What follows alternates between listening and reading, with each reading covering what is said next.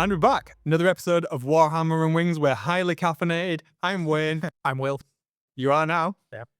This episode, hopefully, we sound better.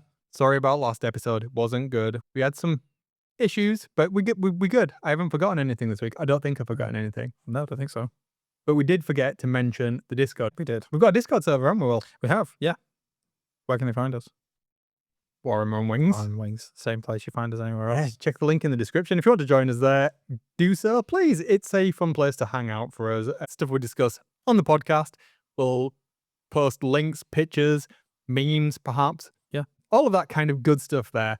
If you do want to join us, do it. It's not going to cost you anything. We're not trying to monetize that or anything like that. Join, be happy, be nice to each other. That's all that we ask. Yeah, just come and have a chat with us and, yeah, just hang out. That's it, really. Yeah. So I think we're pretty excited out with this week. We've got a lot to talk about. Yeah, I am. Yeah. I can tell you sound really excited, Will. Sorry. No, we have got quite a lot to talk about, haven't we? Sorry, my natural speaking voice does often sound like I'm bored when I'm not. But yeah, I am genuinely excited. Good. What are you excited for? Let's tell us. To be fair, I'm just really excited. I'm really happy with what's in my new battletome, to be honest. I think I mentioned it last episode. I'm coming at it with fresh eyes, so I don't really have a lot of comparisons to make, but I'm really happy with some of the lore in there. I really like just how it looks, and I like some of the new rules, what I think are new rules anyway from what I've seen online. But yeah, I think they lend themselves quite well to the style of play that I'm probably going to go for. That does sound interesting. I'm genuinely looking forward to hearing you talk about it because I know you've been super excited about it. And I've tried not to look at the battletome. In fact, the only thing I did with my Nighthaunt battletome was put the code in, so I've deliberately not read it. Yeah, well, I haven't read yours. I didn't buy a copy of yours. Well, that'd be why you've not read it. I mean, that would stop you from reading it if you didn't have it. But great, so I've got the Flesh-Eater Courts one. Yeah, and I've got the Nighthaunt one. And if you get the title of this week's podcast, do drop us a line because it amused me, something chronic, and I was right proud of myself for coming up with that one. I gave myself a pat on the back, and I was like, somebody's got to have used this. But they've not, so, oh yeah, nerd happiness right there.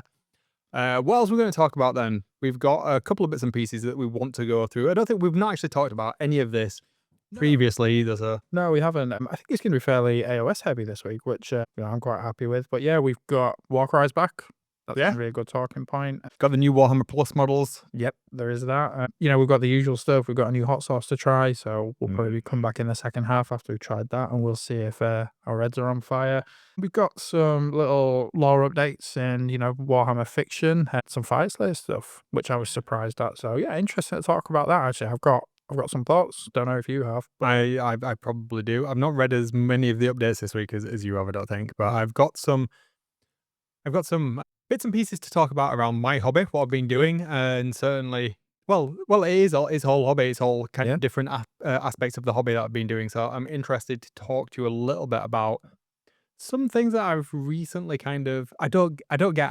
I need to talk about them. So that's what we're going to do. Cool. Yeah, let's get into it.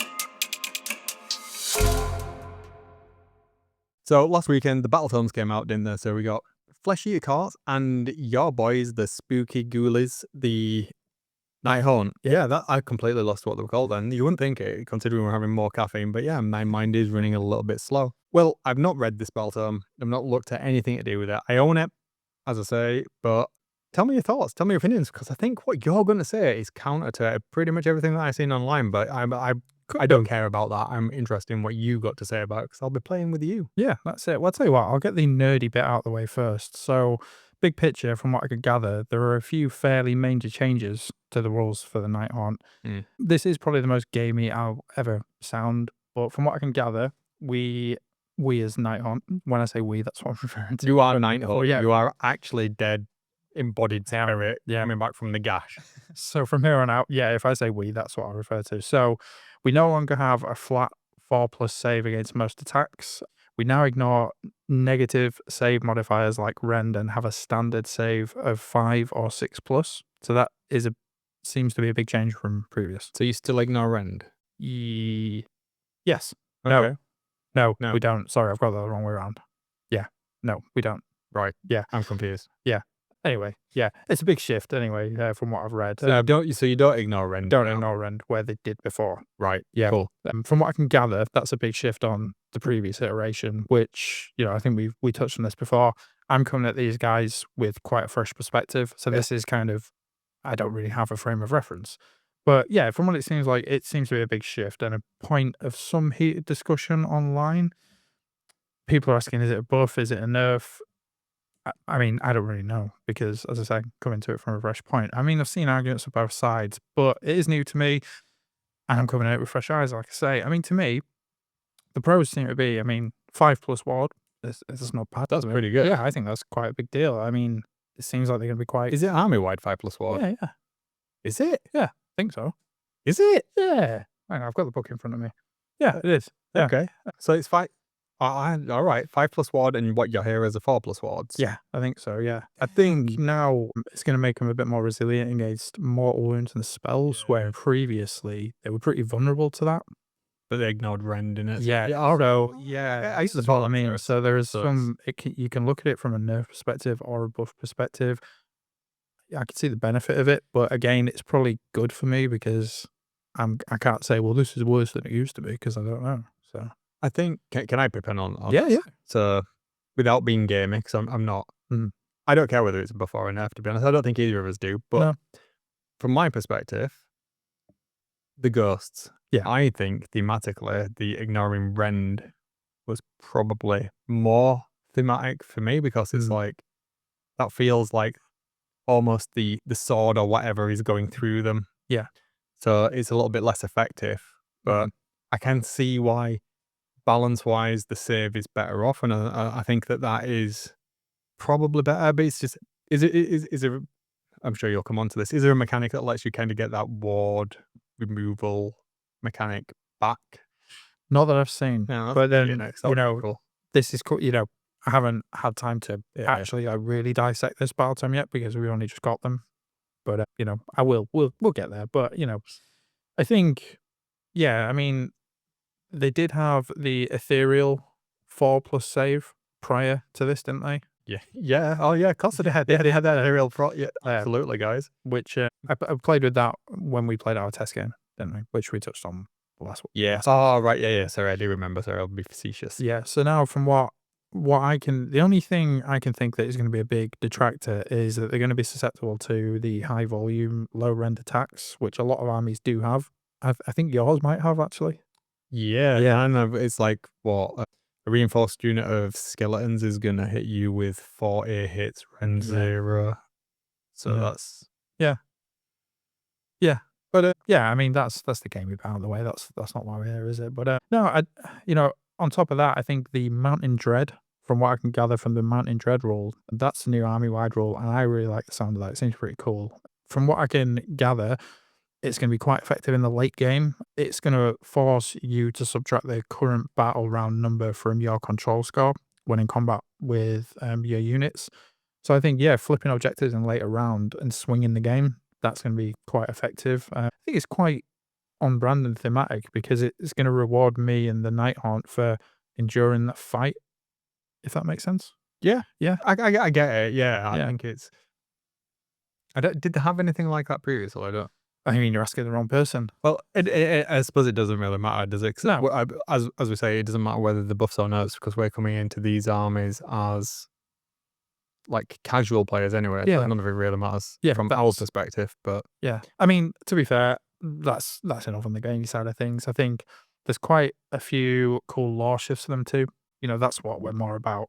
It kind of shifts the purpose of the Nighthaunt from a simple force of terror to a more strategic, insidious weapon of Nagash. And yes, I am reading that off some notes that I prepared earlier. But they're not just there to kill; they're there to break the enemy's will and capture territory or objectives for the Grand Alliance of Death. I think to me that's why rules like Mountain Dread are so thematic. They literally represent the enemy's morale and control eroding as the Nighthaunt endure and get stronger.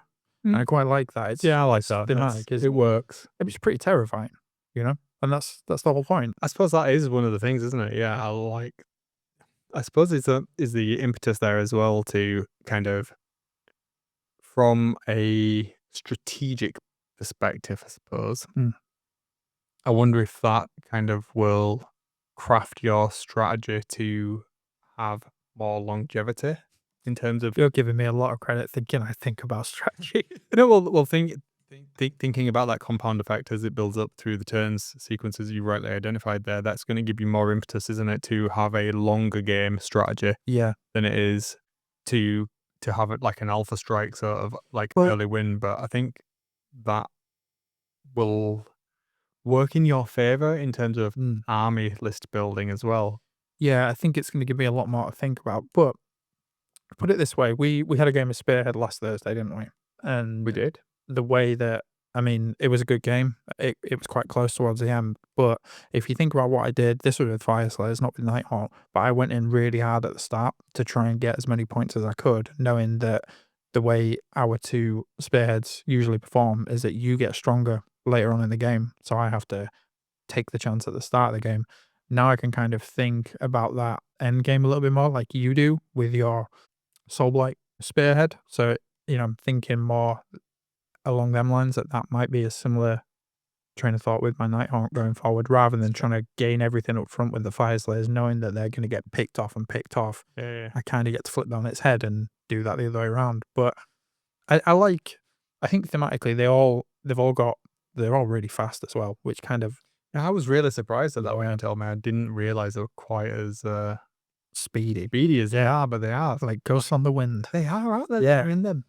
But that's, again, I'm excited to play with that because, 8 inches of movement is literally twice as much as what I'm used to with my dwarves. So, that's going to bring in a whole new dynamic for me because I'm used to little stubby legs running across the board rather than, speedy ghosts zooming around. So, yeah, I'm excited. I think it'll help me with the objective side of things, which I've struggled with in Spearhead with the Fyreslayers quite a lot because I don't like that. Sorry, I know we're not here to talk about Fyreslayers, but the reason I like Nighthaunt is that they are almost the opposite of them. So it's nice to have two different factions that are quite opposed. Yeah, I can see where you're coming from. That. Yeah. I think that is actually like utility wise. You're absolutely right. They are quite counter to each other in that respect. Yeah, I think it might balance our games a little bit more as well. But I mean, to be fair, I don't know anything about the Flesh-Eaters yet, but you'll go into that. So, you might have counters to all this, but, if we work on the basis that you're going to be using your Soulblight, I think it's going to be a lot more balanced, I think, than it could have been had I been going forward with Fyreslayers. Yeah, perhaps. Yeah. But I mean, apart from the rules and stuff, I think the book itself, I'm a big fan of books. I like the physical media. I really like the artwork. You're not a big fan of it, are you? That artwork style, but I like it. And some of it, yes, some of it, no. I'll touch on some of the bits and pieces later. I think there's some interesting bits of artwork in there. I've only had a flick through your book again, Yeah. like I say, even though I do have it, I've not gone through it, which I now we've got this recording out of the way, I will enjoy having a good flick through that at the weekend. But yeah, some of it's nice. Yeah. I think I really like it. I think it's quite on brand with how I imagine Nighthaunt to be. I really like some of the lore that's in there. Go on and tell me. I literally know nothing about it. I've even I stopped reading the previous edition one, thinking Okay. I should. I just tell me. I like just getting a bit more background on what the units represent as Nighthaunt. They're all like a hark back to what they were in life. Some of them were jailers. Some of them were prisoners. The headsman was obviously the executioner. I quite like that. It reminds me almost, it's like this is going to sound absolutely mental when I say it, but you've played Assassin's Creed, haven't you? I don't know why I'm asking that question. I know that you have. I mean, we have literally an Assassin's Creed tattoo on my arm. So, what's Assassin's Creed? But it's But if you think about Assassins, it's that whole animus mentality that there's something that links them, to like the previous life. That's kind of the way I see it. And I thought that could open up some really cool story hooks for Path to Glory.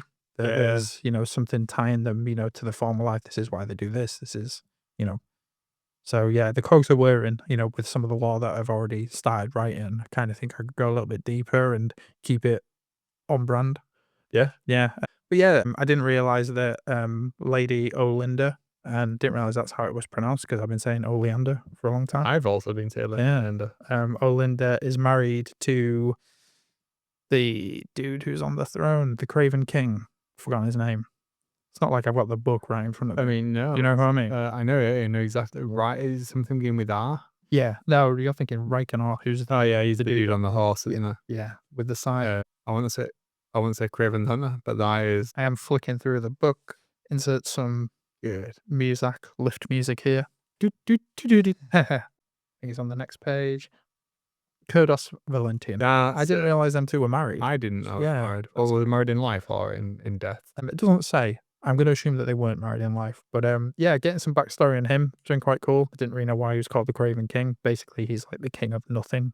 You know, he was this yeah, well, he was striving to gain power throughout his life, and then he finally gets this title of king in death, where he doesn't rule anything. Like, it's all ruled by his wife, and yeah, Craven. Like, it's really cool. I really like it. I think it's like a flip on the head of what it was in life. Yeah. It is in death. That's it, and it kind of cool. it goes along with that mentality of they've always got hooked to what they were in their previous life. Right. I see. Yes. Yeah, I really like that. I think we were talking. I know we've been quite busy this week with work and our real lives, but I think I sent you a couple of messages saying like I'm so glad that I kind of picked this army on a whim. Yeah. Like, I think I picked them at a good time. Like, the battletomes come out, I'm really enjoying it. Like, I like the lore, and it's kind of galvanized that I made the right decision here.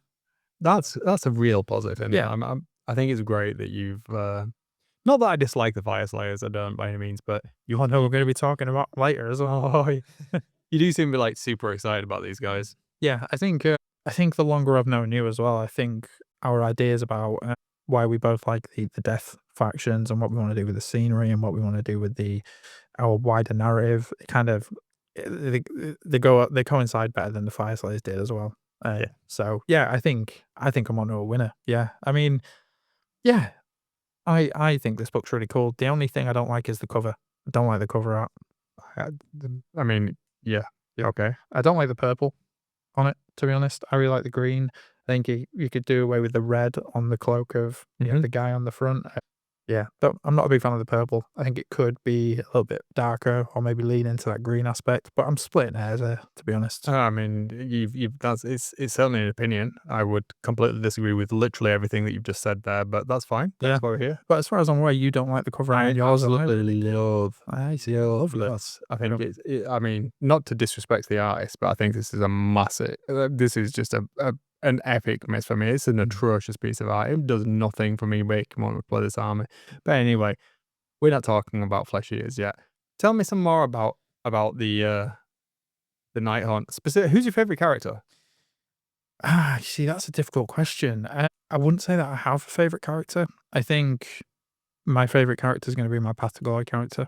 I think fair. I'm quite glad that I haven't gravitated towards a single character in the Nighthaunt range, because I'd rather create my own and create my own backstory, which is exactly what we're doing. Well, yeah, that's the point of Pataglory, I suppose, isn't it? Yeah, I do like I like Lady Olinda. I think it's one of my favorite models in the range. I'm definitely going to be buying that model at some point, but as characters go, I'd rather focus on my own character. I think It's fair. yeah, I'd rather do that, come up with some really cool ideas with you, and yeah, I think that's the way forward. I think he's going to be starting out as Knight of Shrouds, and then I'll read the Path to Glory stuff and take it from there and see how that ends up. So I really want to paint Olinda. I really want to paint that model. yeah, What's spoiled it for me is a couple of I can't remember which book it was.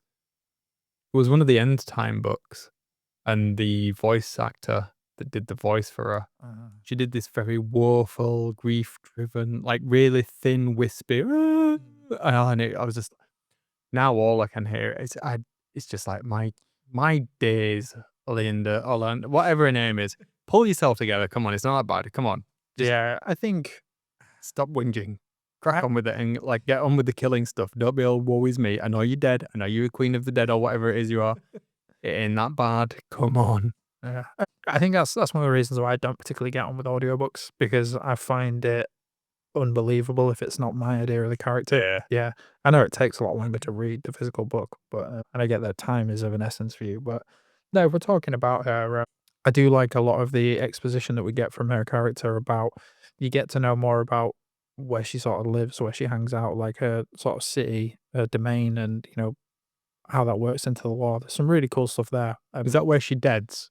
Where she well, there is where she deads and where she now resides is two different places. But yeah, there's some really cool stuff there. So That's absolutely fair. I get what you mean about like not having a favorite character, but all right, let me pose it different way. What's your favourite sculpt then at the moment? My favourite sculpt in this Don't range. say Lord Vitriolic with his. No, I'm not gonna. Black Coach. Yeah, all right. Yeah, Yeah, you can have Black that. Coach. Is a very cool sculpt. Yeah. I do also want this one. Yeah, I would have. definitely gonna be buying it. I think that we had. I don't know where we thought this from, but I think we'd had a throwaway conversation that we thought that they might be doing away with that model. Yeah. But obviously it's in this Battletome now, so it's not going I do anywhere, think is it's it? going somewhere. I still Yeah. I still think it's going. Yeah, it's too old. It's too old. I mean, it's vampire count, isn't it? It is, yeah. Yeah. Well, I think the Vampire Counts one was a previous version of the sculpt, wasn't it? No, was it? No. It might have a couple of different parts and might components, be, but it's the same. Yeah. Well, to be fair, Very nice I'm one. probably gonna be buying it either this month or next month anyway. To be honest, I don't think it might. I think it's the same with the Soul Blight. I think that we're going to get I think we're going to get new Mortarks at some point. Mm. I think we need to, because again, the some of the older sculpts in the AOS range and stuff now, so it wouldn't surprise me. But yeah, probably not this edition. I don't think we'll see a new Black Coach. I don't know. No. Well, to But be fair, I we'll really see. like the sculpt, so I'm gonna get it before they change it because Makes sense. yeah, And that's a good reason to buy it. yeah. I think it's really cool. I think the way I've painted my Nighthaunt is gonna lend itself really nicely to that model as well. Yeah, agreed. Yeah, it's very different to the style that you see. You know, I'm not a heavy metal painter by any standards, but if you think about their painting style and their choice of colors and the choice of lighting on the model, it's quite different to what I do. Yeah, You know, mine are darker. Total. Oh yeah. I think it'll work really well. I'm looking. Yeah. Are you going to do the actual coach part in like as ethereal? Are you going to do it? This is a question that I was going to ask you actually. So I've done my Nexus of Grief. Yeah. As if they are, what's the word I'm after? Ethereal? Yeah, Ethereal? ethereal, yeah. So I don't know whether to do the corpse count like that as well, because it would tie it together. But Not Corpse Scar. what did I say? Did I say corpse You said count? Corpse Scar. Stop thinking about my soul, like I don't know where that came from. Black Coach, sorry, yeah. I don't know whether to do the Black Coach in that style. I think, I mean, I'd like to think that I painted the Nexus of Grief pretty well for my standards. I like how they look, but I kind of want to spend a bit more time and effort on the Black Coach. And I don't know if painting it like that is going to detract from the model itself. I don't know. You're looking at my Nexus of Grief. I am that's what looking you at your should, yeah. Nexus of Grief.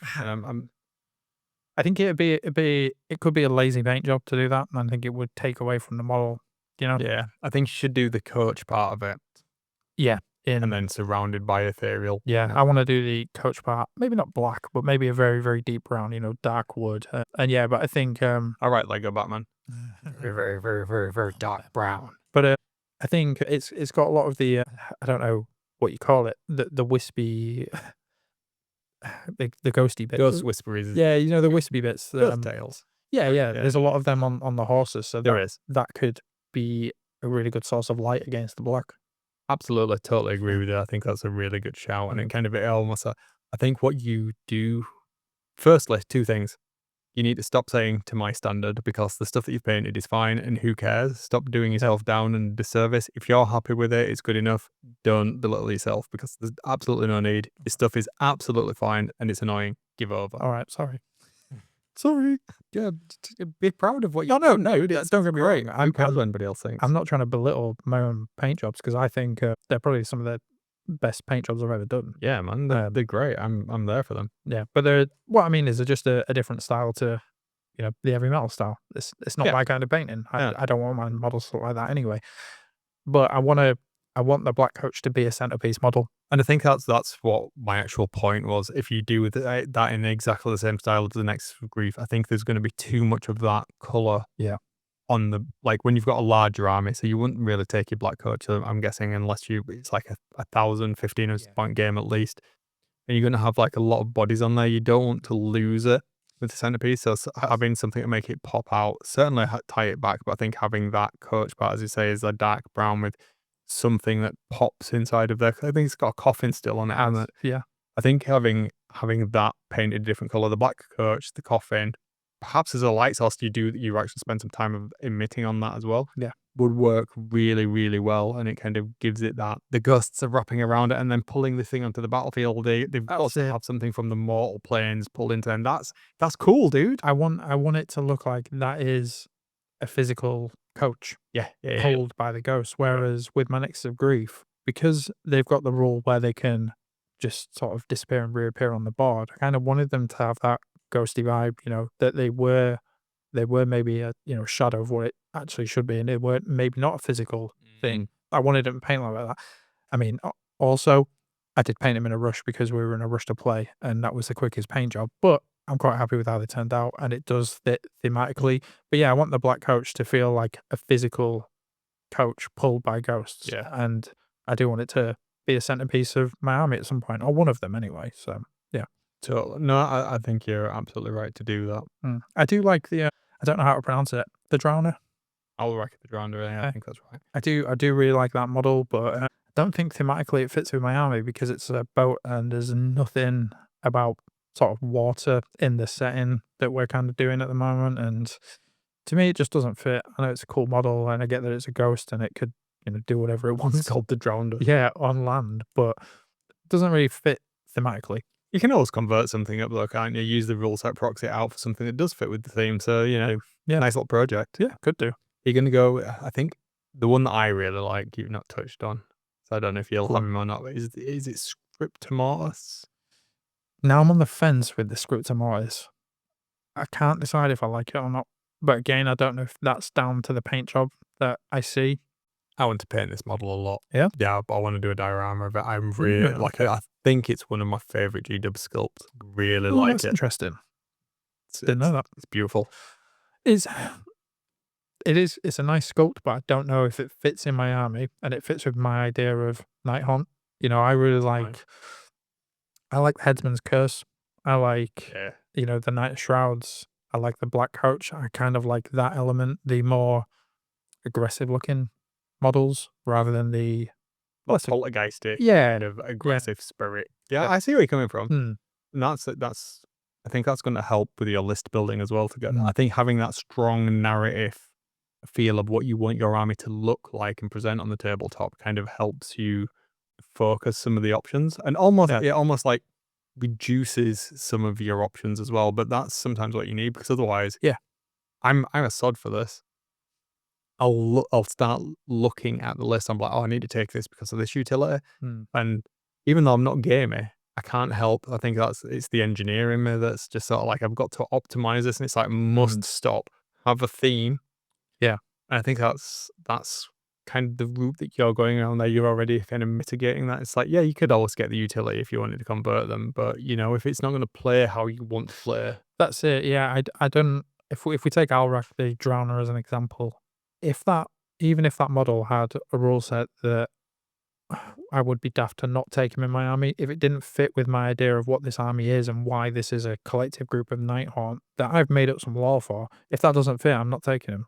I think this is why I really enjoy playing with you, because it's like we've not got that auto include mentality. It's like, I've got to build a list around this character, and I'm not down for that. And I genuinely do not think that any of the conversation that really happens around rules and meta and nerfs and buffs matter for people like us that just want to have fun with it. It's just like, no, you're on about it's like short tournaments, yeah, whatever. I mean, it's just like full. We were having a separate conversation before we started recording, actually, because I've got the Cursed City box, and I'm not going to dwell on this point, but I put all the models for the Soul Black side of things into the AOS app to see how many points I could field theoretically from that. Okay. And, it makes almost 1,500 points, which is a fieldable army, but it probably wouldn't be the most optimized army to play with. In fact, it probably would be quite a difficult one, but I mean, I've got that there for if I ever do want to play it, because thematically, I like the characters in that box because I love that book. Yeah, right. So I would like to give that a go someday, just for fun. I'm very much aware that it wouldn't be a very competitive army, but that's not why we play this game. So, and that's it. I mean, I think the fact that you've got those as well lets you, you can use them with this army, can't you? Yeah. Oh, actually, can you do that now? You can't, can you? Got to take regiments of renown. We could. I think you've got to take regiments of renown. Actually, I might be wrong. Yeah, I think you can. I don't think you can. I mean, I've got the models. We're going to be playing Cursed City at some point anyway, and we'll be talking about it. Yeah, we will. I mean, I just think they're really cool sculpts, and I want to get them built and painted. So, you know. And if we can have a throwaway game of AOS where I want to play with something different, then I've got them there. So Absolutely fair. so, but yeah, I think that's pretty much what I had to say at this point on Nighthaunt. So yeah, I mean, I could throw it over to you if you've got any questions on it, or if you want to start telling me about Flesh Eaters, because I don't know anything about that one. I feel there's more that I need to know about Soul Blight, not Soul Blight. You've got me doing it now, Nighthaunt. about Nighthaunt. Yeah, it's because I've spent so long trying not to look at them over the past little while. It's turned into a bit of a thing. But no, I'll be interested to see what we do over the next few weeks. I'm sure I'll come back perhaps in future episodes. I'll try and keep those questions or when we're recording so they've got them. But Well, I mean, you'll probably get a sense of what I'm thinking of next when we do as little hobby update bit anyway. So oh, that's fair. that might answer a couple of questions. So Okay, so I mean, it's clear that you're excited about the book. I think overall you might not sound like I am, a but lot of positive things. Well, I think that's just the tone of your voice today. it is. You know, you've not had enough caffeine, unlike me, who is highly caffeinated. Definitely have had more than I should have done. But no, I am genuinely excited. I really like the theme behind it. I like the ghost theme. It's what I want out of Warhammer. Good. Well, I like the cover. I like the armor. I'm excited, and I'm going to paint some of the models, and I'm really looking forward to reading it myself now. Would you like me to tell you a little bit about the Flesh-Eater Courts then? Definitely would. And I sound super excited and great. I will caveat this, that since you got here to Warhammer Wings HQ, you have had a can of Red Bull and a double espresso. Yeah. And some love hearts. And some love hearts. Great. Well, they were tasty. I needed sugar and I needed more caffeine after today. But anyway, it doesn't matter. Let me tell you about the Flesh-Eater Courts, new 4th edition Battletome. Do I like it other than the absolutely atrocious cover that for some reason you like, which makes me question your taste? Well, I mean, same goes with mine. Well, I mean, that's it. I don't understand why people like this cover, because it's just like, but I'm not going to dwell on the cover. I've only read the lore. I have had a brief look at some of the rules and I have some opinions to talk about, but I want to talk about it from a gaming perspective. So if you've not listened to any of the previous episodes of Warhammer Wings, I have painted the previous range of Flesh-Eater Courts before. So this is my second time with this army. The first time I didn't really understand the game. Not that I understand the game anymore now, but the model range has been significantly refreshed, and I really like a lot of the models in this range. So I was super excited for this Battletome. I was really excited to get it this earlier in the edition, especially alongside your guys and some of the new models that have come out. As I say, I'm really into. I've not really had much experience with the lore behind the Flesh-Eater Courts. So I've gone into this almost like a noob, and I've absorbed it like a sponge. Okay. I didn't like any of it. Well, really? Nope, absolutely not. Okay. No, I think the lore is a load of trash. I'm not there. I'm not feeling it at all. It made me think, oh, Christ, I have made a mess of this because I bought some of the models. I really want to paint them, but the lore is just not doing it for me. I have strong opinions. I will go into them. And no, not strong opinions. It's just, for me, there's a couple of things that I don't like. Okay. But I get why they're there. Right. I think I do. So originally, these guys were part of kind of like the vampire side of Old World, and they've diverged into these different factions now. And it made me reevaluate the Soulblight Gravelords as well, reading through this. Okay. So this has had a knock-on effect. This has had a huge effect on me. And I'm not going anywhere. I love the Soulblight. I like what they've done with the lore there. There's bits and pieces that I'm picking and choosing. It's made me think a little bit more about the mortal realms as a collegiate whole. Okay. And Nagash's place in that, and how he's effectively the lord of the underworld in this thing. And there's things that I just don't like, that don't work for me. Okay. And this all comes down to the main character, Usheron, Mortarch of Delusion. I'm not a fan of him now. Oh, okay. That's made me really look at his model, which I was previously very excited to paint. I love that model. I thought I did, but I'm not sure I do. anymore. Okay. So what's ruined it for you? It's the cover. No, it's not the cover. I really like some of the artwork. I like the visual aesthetic of this army a lot. I like the feral vampires, the viciousness of it. Mm. It leans more into what we've talked about before that I really like, which is that horror, the grim darkness. I loved how like feral they looked, how animalistic and vicious, and it's like in my head that's kind of what I see the bestial side of vampires being. Yeah. Almost like when they completely give in to the bloodlust. Yeah. And They just become a beast. Yeah. Essentially, yeah. yeah, effectively. And that's kind of what they are to some respect, but then there's this whole like hierarchy in there. Hmm.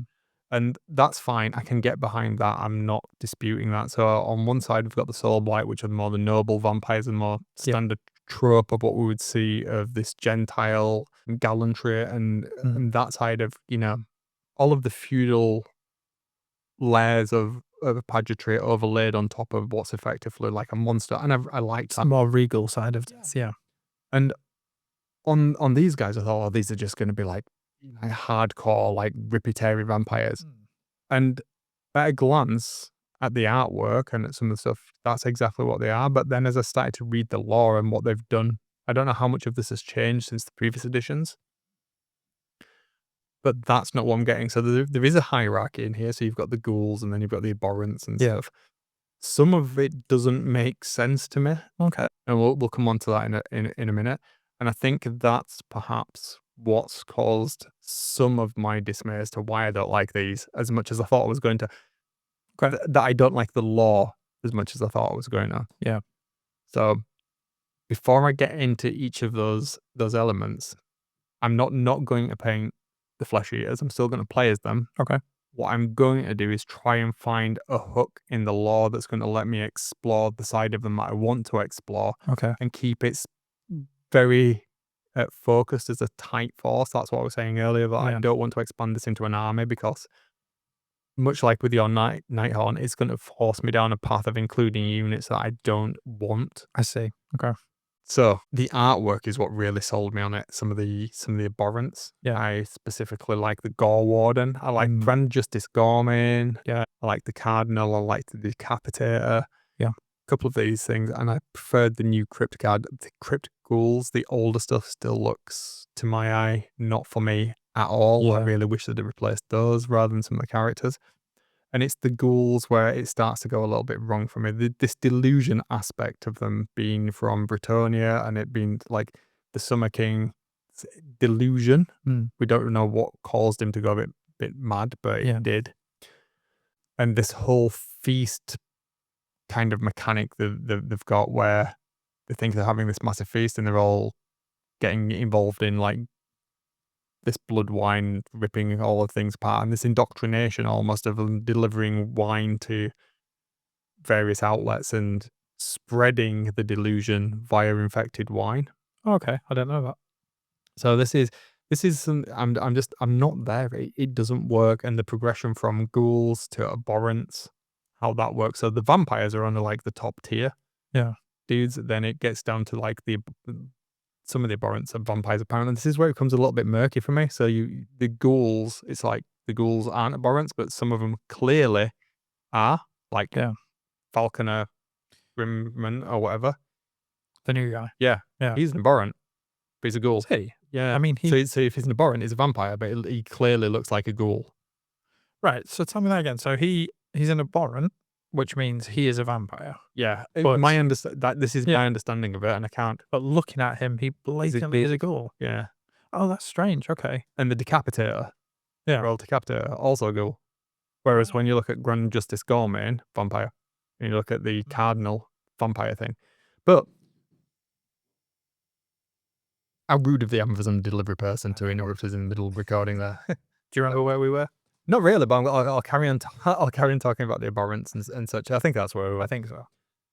So yeah, I think that isn't what makes one an abhorrent and not an abhorrent and ghoul, and how the transgression works. Some of it is linked to how much of the infection that they consume and how close they are to other things. Like the abhorrents can manifest the delusion, but they have some thought and such. But the other thing that I don't like at all is some of the humor involved in this faction. I know. You're looking at me like, say, what you want about, Wayne? Why is what humor? Have you even seen some of the artwork of this? Wait, what you want about? They look like mad flesh eating things. I mean, clues in the name, Wayne. These aren't jovial chaps. They kind of are. So when you read some of the lore in the term, especially around Grand Justice Gormane and stuff, I don't think the aesthetic, that like the actual sculpt of him being the vampire, manifests in the story at all, or the lore around them. Some of that can be explained away. So what I'm thinking about specifically is how that character, in a lot of the artwork, not limited just to this character, I'll use this as an example, comes across as like a complete beast. Like there is no rational thought there. Yeah. In his head, there is some of the delusion. It's spiked backwards and forwards of him being like, in a court. But how that manifests, I don't get the mechanic of how it manifests to anybody else in the mortal realms, where they're like talking to, like, how they interact. How's he talking? They don't even look like they have lips. It's just like this fang more. They can't. It's just guttural. Yeah. This guy, like rip and tear. That sounds like really good through the headphones, by the way. But you know what I mean? It is that kind of like, yes, he might have like the entrails on his head, like he's doing it, but it almost comes across as like he is actually holding a jar. I mean, it's,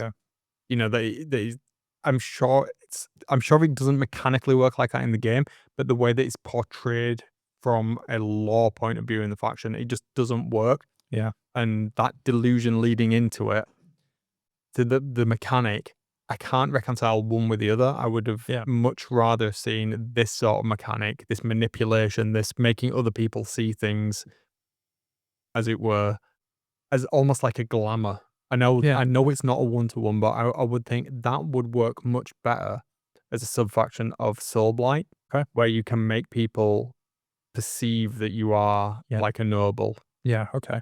Yeah. But whereas these, I wanted to be much more, and was hoping there'd be much more rip and tear, get in on your face, be animals. Savage aggression. Yeah. Almost like Tyranids, that sort of Yeah. with just somebody behind them pulling the strings and everybody else is just a tool. Yeah, okay. And the different levels of delusion being overlaid on the top of that, getting them to perform things at that level, so you give somebody a little bit more control, the abhorrence, for instance. But it doesn't come across as that to me. It's coming across as there is this layer of structure and culture. It actually references this, that they do have like organized hierarchies in it. I mean, just the fact that you've got this wine production thing where they're selling them into taverns and stuff to infect people, it's like, that doesn't marry up one to one. Or to me, even remotely, with this savagery and unstructured culture of people like ripping out entrails and eating them, suddenly to like getting blood, putting it in a casket, or putting it in a cask, taking it somewhere, delivering it.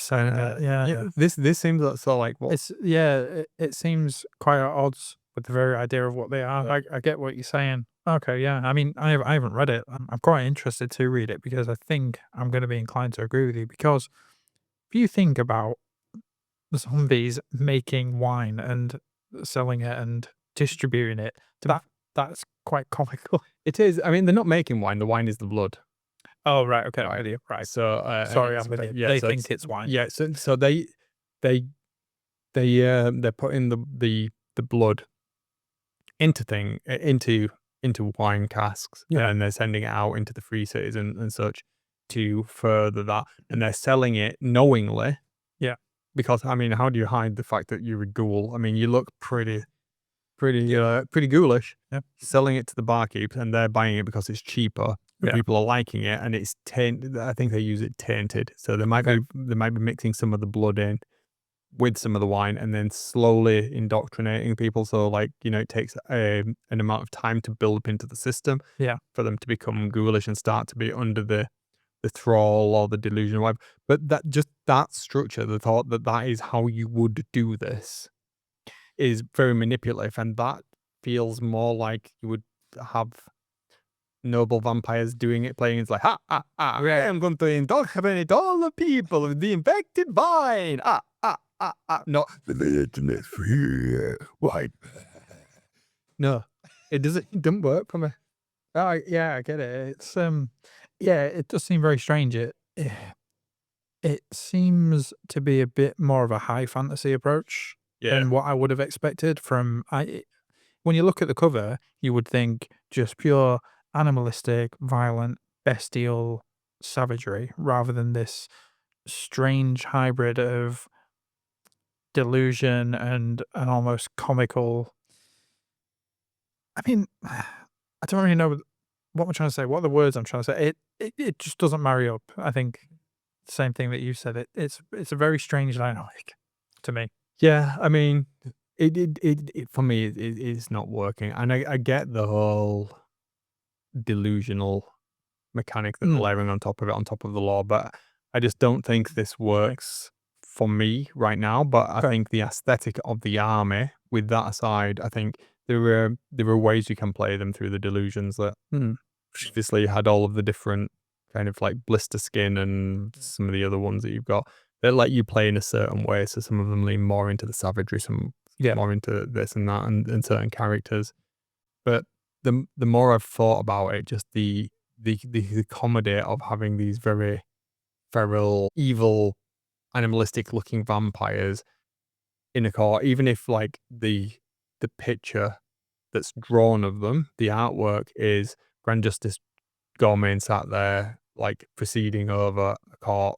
And the actual reality is that, yeah, they've done that, and it's almost like an analogy, where he's actually there, and it's like the gavel is like a backbone and skull of a baby or something, something equally grimdark would be really cool, but it's not, and I don't think that if that is the case, and I understand why Games Workshop wouldn't do this now. Yeah. If they've taken the sculpt, and that is, I originally took it as a literal interpretation of what they are, whereas I think now what the sculpt portrays is a parody of that level of delusion.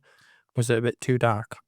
I think it was a little too appeal to dark, and everybody. they've brought it back a little bit, so it's there, but they've not had any commentary, or not any commentary that I've been exposed to, that I've seen, that said that these models are parodies of what is a very much darker subject matter, and this is how we're kind of getting it out there, but we're not doing it. And I think perhaps the briefs that's been given to some of the artists lean in more heavily to that dark side of it, of what is like possibly a little bit too close to the bone. But yeah, as I say, I don't think that has conveyed all the way through. Certainly not to myself, until I kind of read this and I was like, this isn't working for me, but I can't deny that I like the aesthetic of some of the models.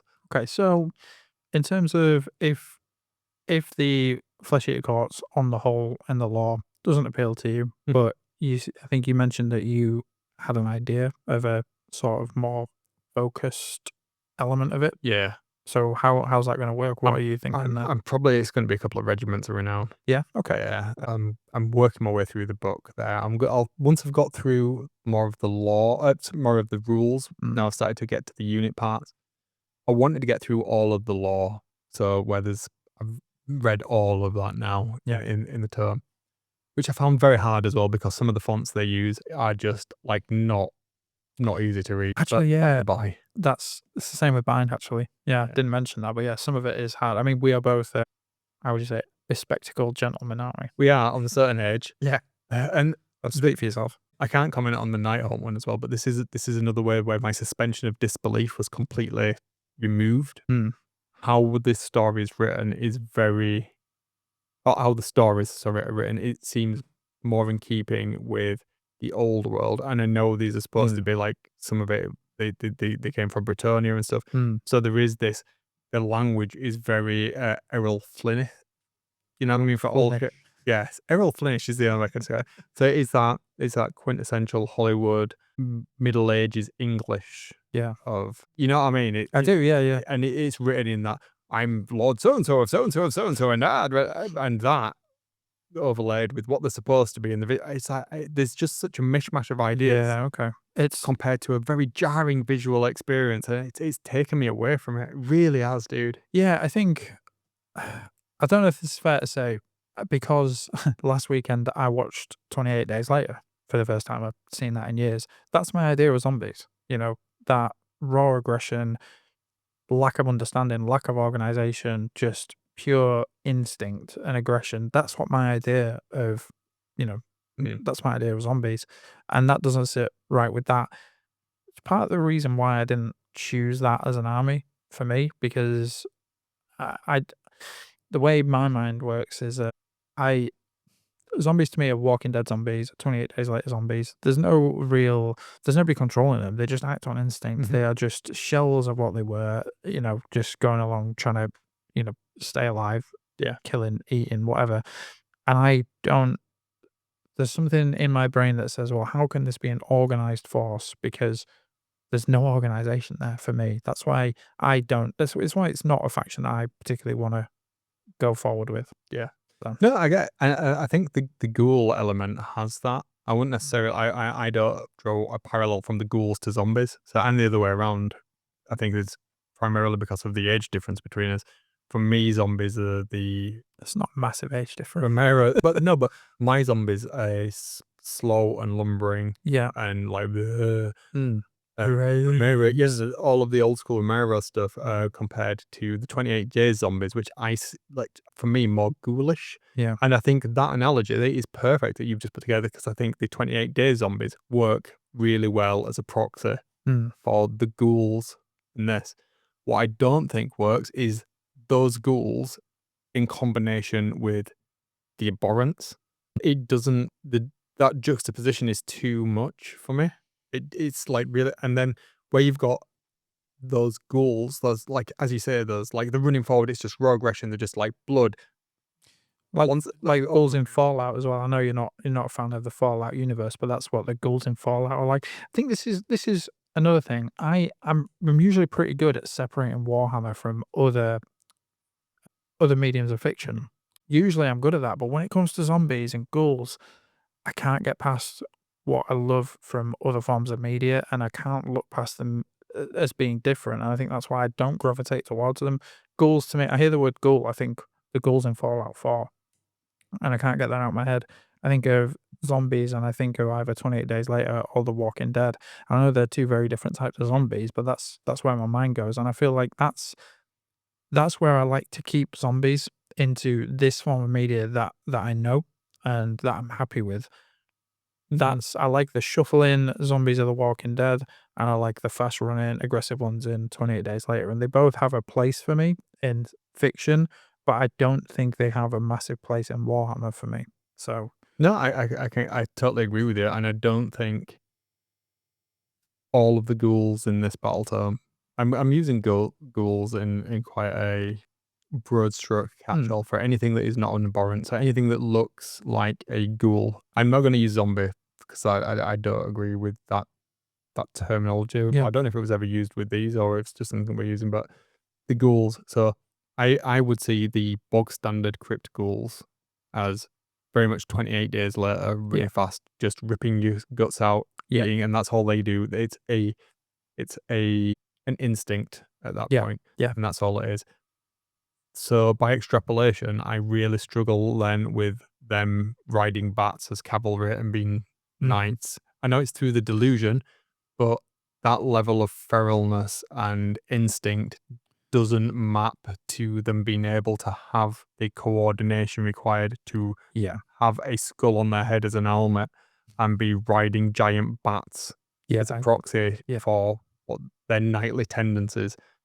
That I find really, really difficult. And the way that the delusion is described and the feasting of the flesh and the blood and how that works in them, it's like there has to be some sort of this is where I read too much into it, but it doesn't work for me at all, where it has to be then not a physical change. There has to be some like magic MacGuffin happening to allow mm, them to do that, because if it is just taking you down to base instincts and that is what's turning them from humans into just like cannibals yeah. eating everything and such, fine, but then how is the brain working to allow them to have that delusion. There must be some semblance of sanity there that's allowing them to do that, which doesn't work.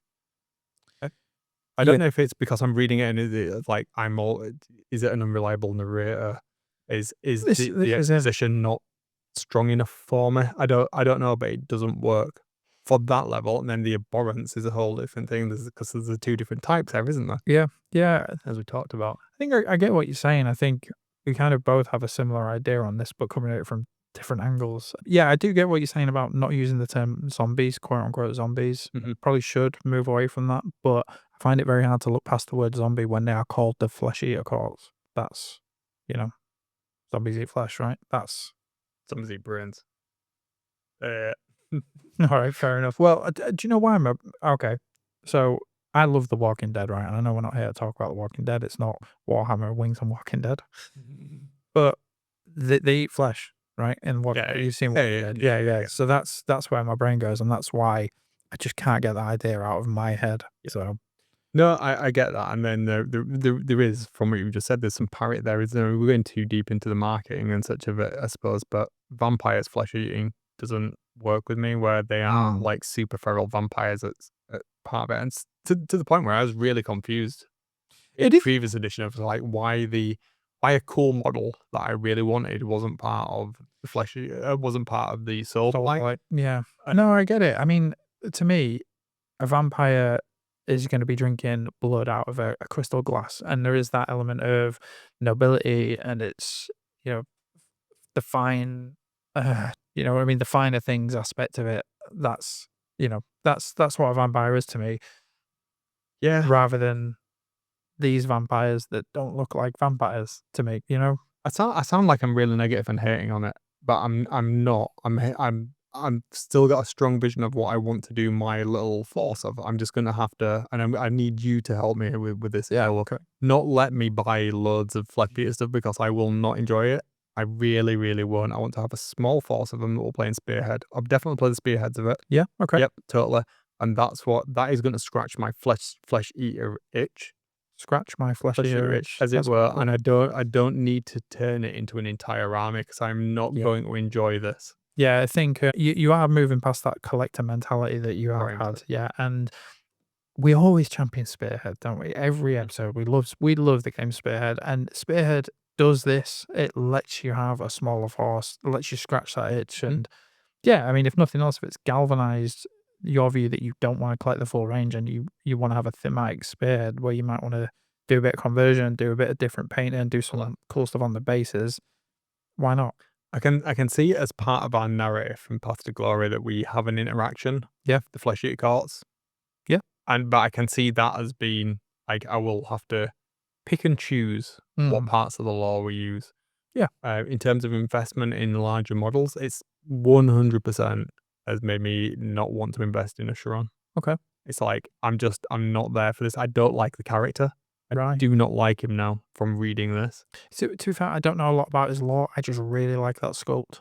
So, I when you're finished with that, if you wouldn't mind, I would quite like to read that. Yeah, absolutely. Not a problem at all. This it's also made me rethink some of the Soul Blight stuff. Yeah? Yeah, because of exactly what you just talked about a minute ago. The connotations of the name and how it works mechanically in universe. I don't mean game mechanics. I mean how this infection manifestation change from human to vampire works. Flesh eaters, pretty on the nose. Does what it says on the tin. They eat flesh. Yeah. The ghouls do at least. Whatever. Cool. Fine. Whatevs. Great.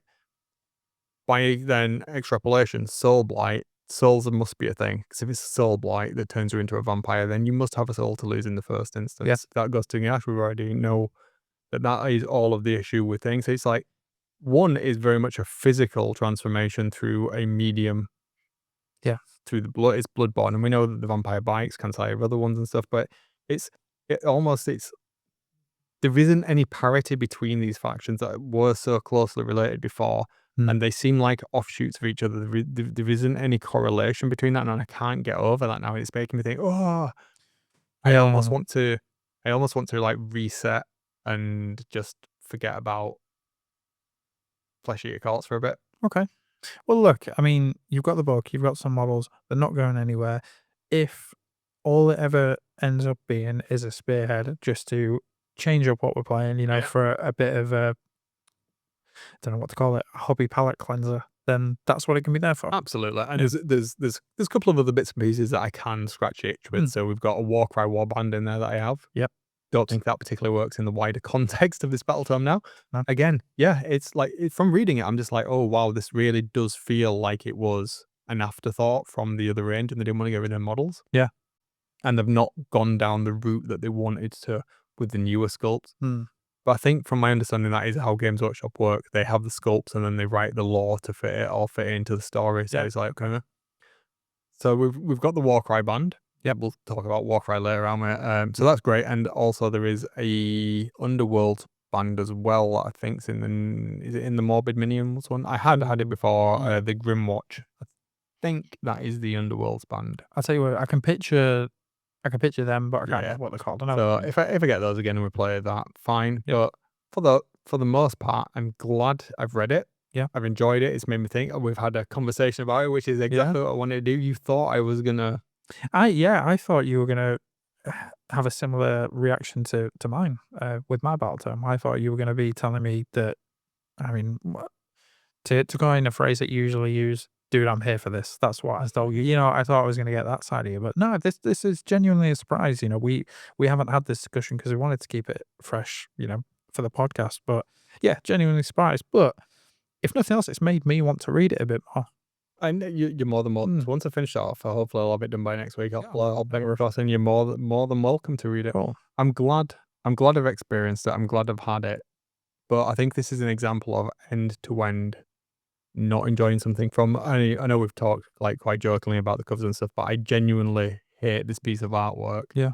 And although I've enjoyed the experience of learning about it, I've hated reading this book. There's so much about it that I just don't like. None of it's game. You're in a bad mood this week. None of it's game related. It's like I don't like how they've done the maps and stuff. I was like, oh, it's like it's so on the nose linear. It's just like, give over, will you? Okay.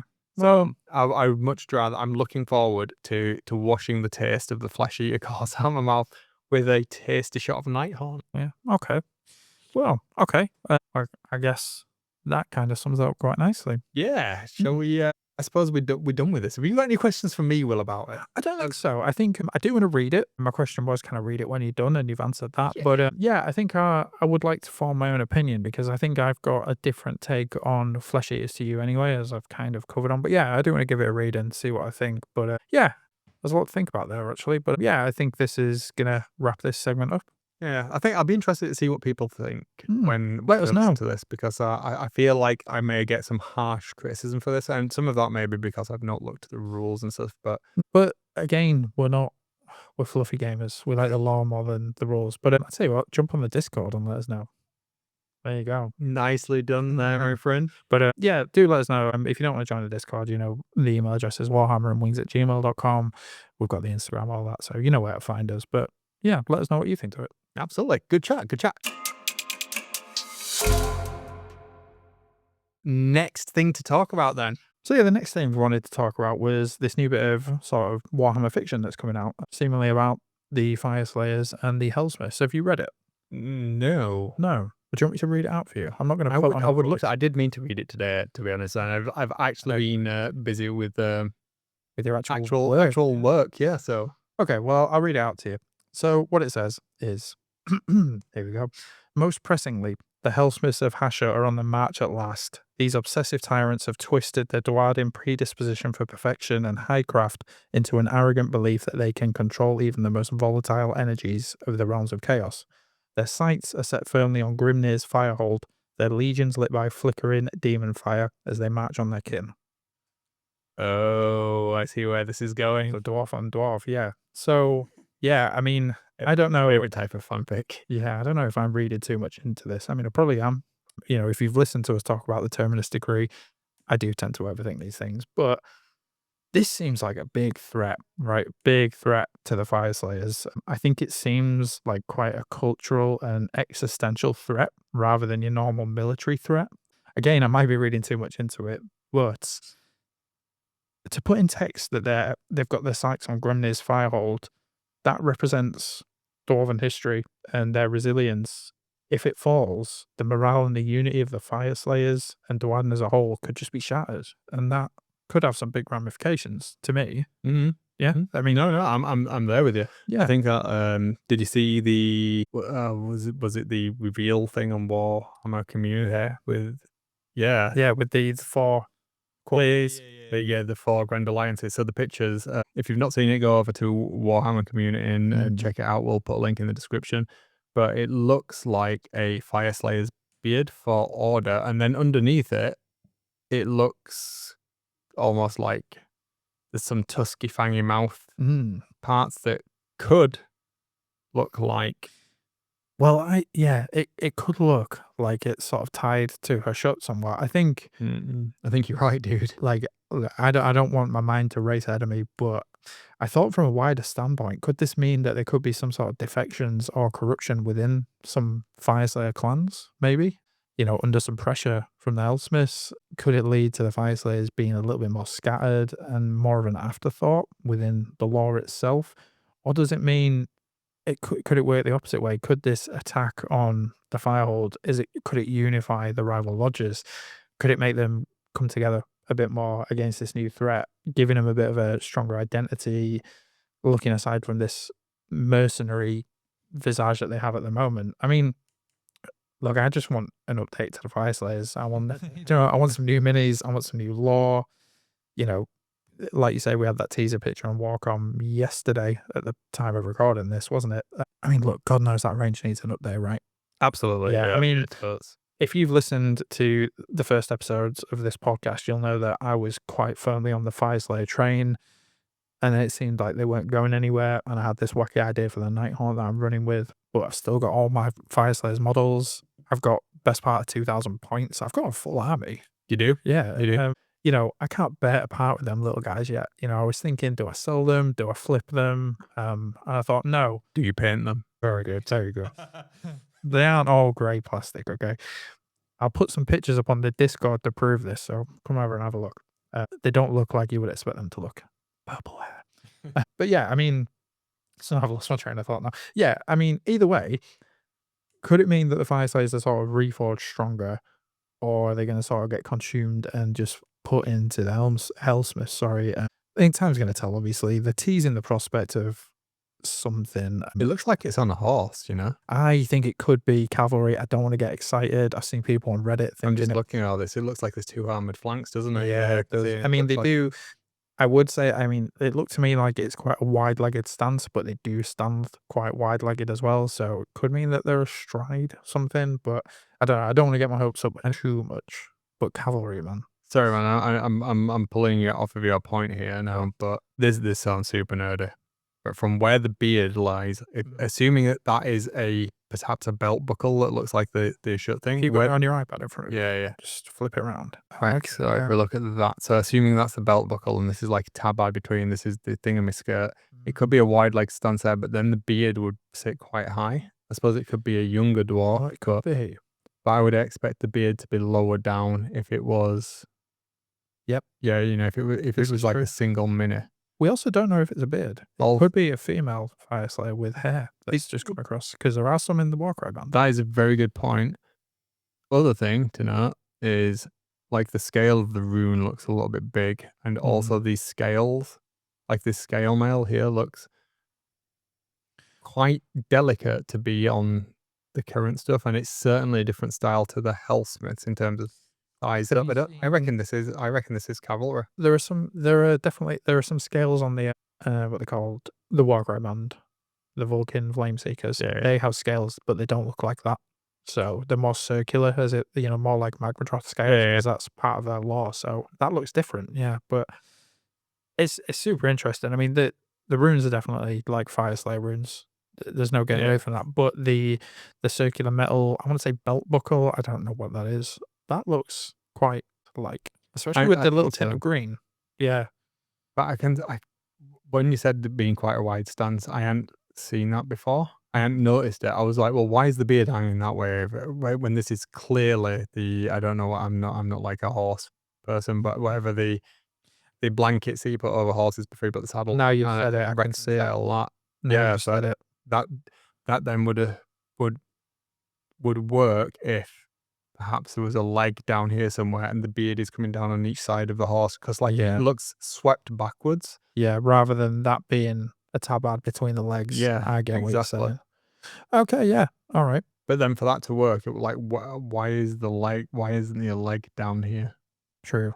Well, then again, look, what we do know is it's bright red hair, which is Games Workshop's on-brand Fyreslayer hair. Fact. The runes look like Fyreslayer runes. Fact. This gold, that's definitely Fyreslayers through and through. So either way, I'm excited. I mean, Could that be a goblin? Could that be a hobgoblin? oh, potentially. Oh, yeah, okay. You know what I mean? As you see it from there, it does look a bit hobgoblin. I know this is not making for great audio content. The fact that we're here discussing a picture that people probably won't see. So we'll definitely put the link to this bad boy down in the description. I'll tell you what, I mean, if we rein this back a bit, either way, I think we're going to get some updates for Fyreslayers. If we get some cool new fiction, new Black Library books, I'm happy with that. I mean, if my old mate Gotrek gets involved, I'll be super happy as well. But yeah, just a nice little update there, you know. It's nice to see some updates to, you know, the AOS lore. Either way, if we get an update to the Slayers, some updated lore and some new minis, I will be happy. That's just wanted to put that in there because I didn't know if you'd read that and seen that. I hadn't seen that, so that has been super useful for me. Cool. On the news, there is some other news that I only was privy to literally as I was leaving work. Okay. So I don't think you'll have seen this either. Soulbound new supplement, Chaos. Really? Yep. Oh, this is completely new to me. Yeah, it happened earlier, so I'm there for it if I can play as a chaosy person. But I mean, I think we should definitely play the Ulfenkarn one and let's do that. But let's be honest, I've been on a book collecting mission recently. There's a very real chance I'm going to have to pick up this event as well because. So I think we still need to get the core book. Is it the core book? I wanted to say all rules. I tell you what, you bought the Ulfenkarn book. I'll buy that one. You know, if there's something we're going to be playing together, I think we should shoulder that. You know. But yeah, whatever works. Yeah, but the Chaos one looks kind of cool. Yeah, I am. I will take a look at that actually. But yeah, I'm super excited to buy that Ulfenkarn one. I mean, we've mentioned Curse City. We're talking about death factions. You know, it's right up our street. Yeah, absolutely. Let's start with Chaos, but I'm still intrigued. Yeah, I'd like to learn a bit more about that. But yeah, I mean, if you're planning on getting it, I'm sure we will. But yeah, I think this definitely leans more towards you than it does me. But I'm still interested in it. Yeah. So other elements in the news then, the updates for Warcry based off of the Hellsmiths of Ashut. So they've got Warcry rules now, haven't they? But there's been a whole wodge of other Warcry rules updates. Yeah, apparently so. I mean, the rules for Warcry don't mean a lot to me. So they change, you know, similar to what I was talking about with Nighthaunt. I've not played Warcry. I know you have played Warcry and you're a big fan of it. And it's something that we are planning on playing. We touched on that in the last episode, didn't we? But yeah, I mean, have you had a chance to look at some of the rules in depth? Or? I have. Yeah. I'm excited. It feels like to me that this is very much. So what I'm wondering, and I have nothing to base this speculation on. Looking at what they've done, is I'm very excited for a couple of things. So a couple of units that I have now have Warcry bands associated with them. So Blades of the Hollow King. Yeah. I can play in Warcry now, which is fantastic from my perspective. I'm happy about that. Obviously, we've got the Hellsmiths of Ashut in there. Yeah. But they've also taken the opportunity to add some other newer kits into Warcry, which is brilliant. And just the fact that they've taken the time and the effort to do this makes me feel there's still an appetite out there for people. Yeah. But when we look at what they've done, Out of Gear, the second edition, or the second season, whatever you want to call it, of Warcry, as it were, added the reaction mechanic and stuff in there. Yeah. Some of the bits and pieces in the game, just the subtle nuances, I feel like they've been left just hanging out now. So I've got two theories here that they've used this to kind of round it out and make it a complete game, and now they're doing what they did with Blood Bowl, having this final hurrah, handing it back to the community. Okay. Because we've seen some built to order stuff, and we've seen some of the terrain kits appear again. Yeah. So it could be that they're completely done with Warcry now, and they're, as I say, they're handing that back to the community. Yeah. As a game, much like Mordheim or the earlier editions of Blood Bowl, and we can carry on to play it and enjoy it for as long as we want now. We've got those models. Part of me thinks that is probably what they're doing because of how they've legended a lot of units from Warcry and Underworld in Yeah. current books and removing it, almost slimming down the range. Yeah. Fine, that could be one thing. However, it could mean that they're using this to round out a complete version of the game, Warcry as it was. Yeah. Perhaps even different branding. Okay. Still got that other thing that they can. I won't Must about that. Yeah. They could be taking Warcry, putting it to the side, letting us enjoy it if we want, like I say, giving us the final tweaks to the edition. There you go, guys. You can use your stuff on it.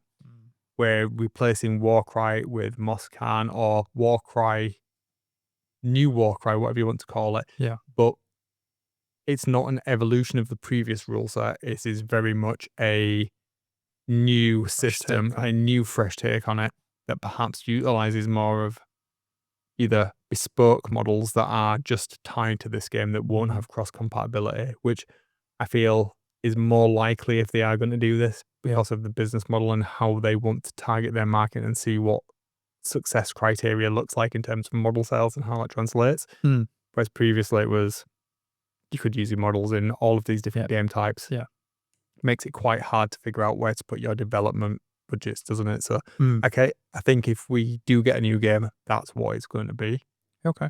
With some bespoke models, which is fine. Or we don't get any models at all, and we get a almost narrative rule set or a very light rule set that lets you take current kits, build your own versions of whatever models you want based off of those kits and play them in this game, but it won't have any other physical models associated with it. Everything will be based off of what's currently out there, so they can see if the rule book's selling.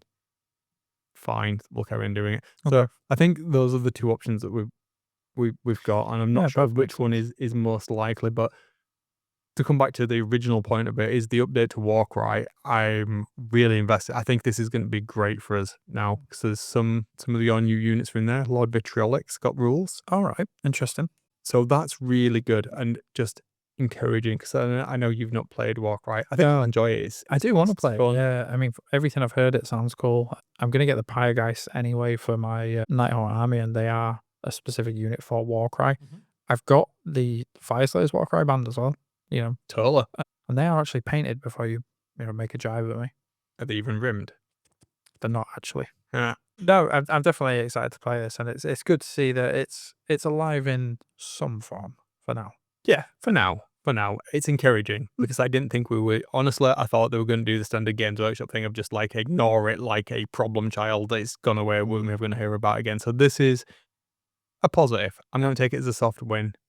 Makes me feel a little bit warm and fuzzy inside, and I'm really looking forward to sharing it with you. I think it's going to be good. I just say, speaking of warm and fuzzy inside, I think it's time to have some food. Is it wings time? Yeah, and it's hot sauce time. It's actually tenders today, don't forget. Tenders. Speaking of warm and fuzzy, let's try this sauce. Let's do this. Report back. I'm excited. Let's do this. In a bit. Succulent vitality! And we're back after some tasty hot tenders, not wings, and a couple of new hot sauces. One of them was Warhammer themed. It was, yeah. Do you want to tell them which one? It was the Bugman's Buffalo hot sauce. Yeah, wasn't it? Yeah, we picked it up when we were down in Warhammer World last, and I've been saving it.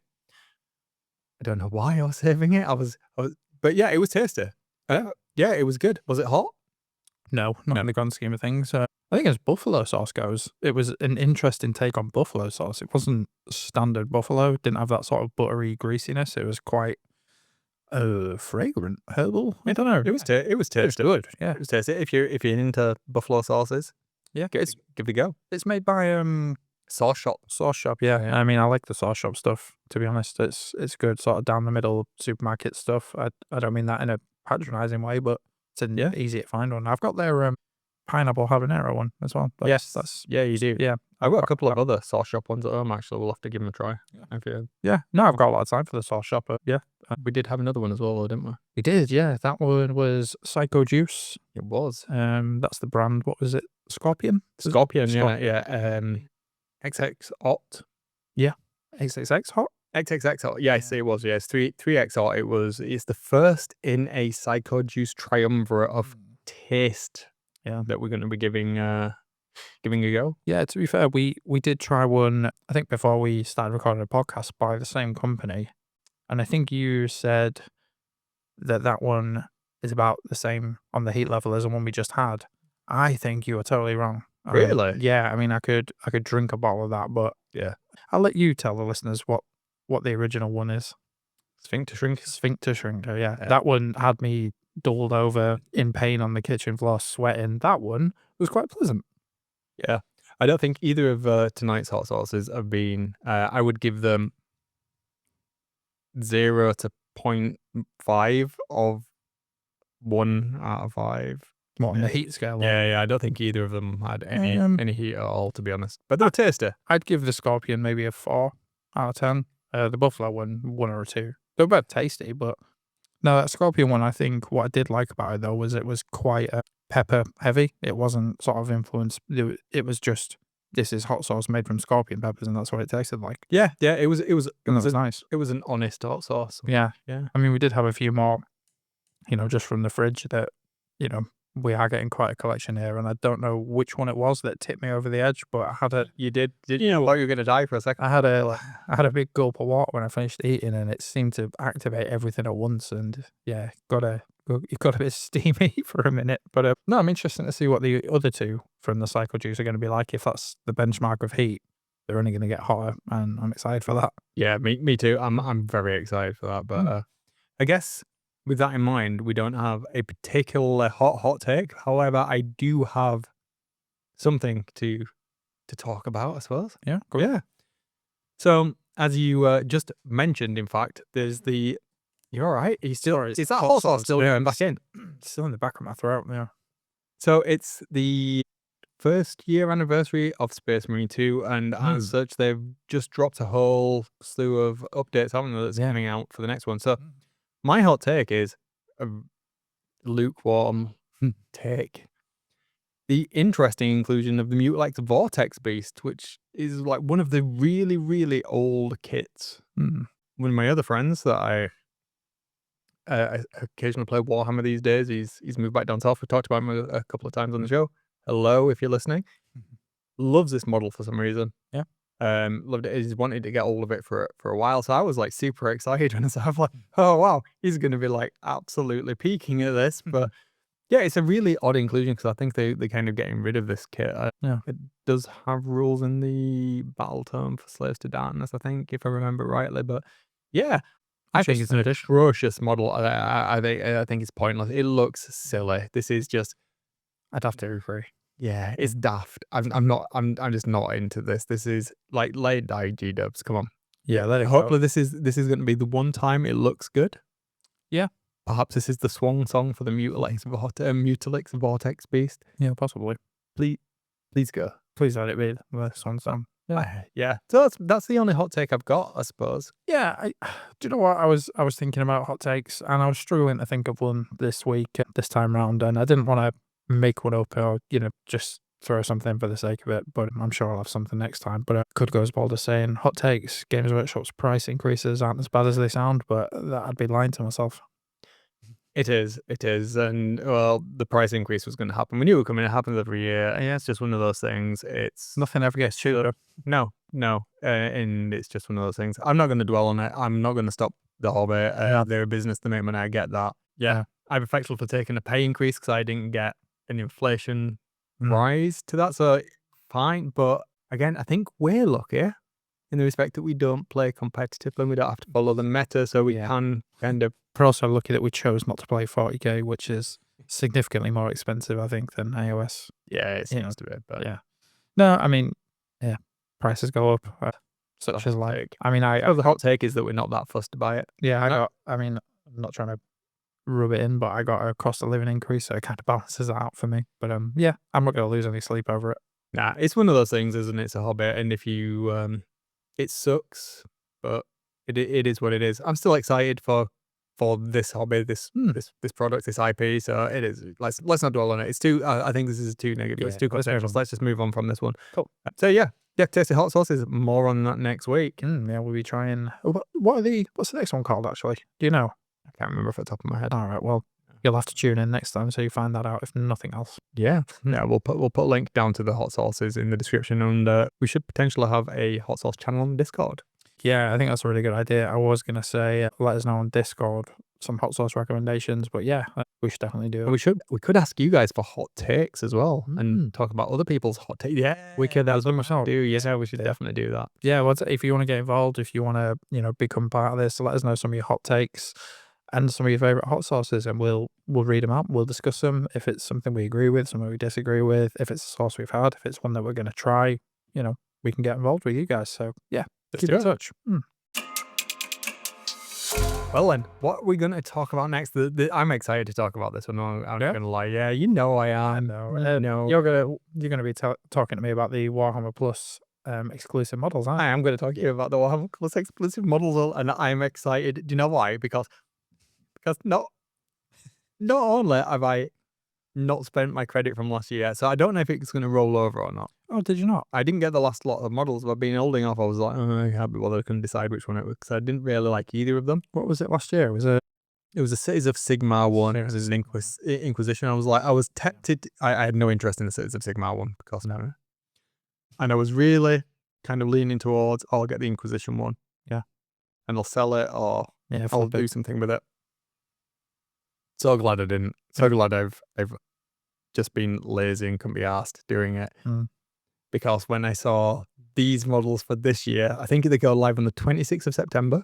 Okay. Hang on, I've got the article up in front of me. It might say, go on, you carry on. I'll have a look. 22nd. 22nd, that's even better. 22nd.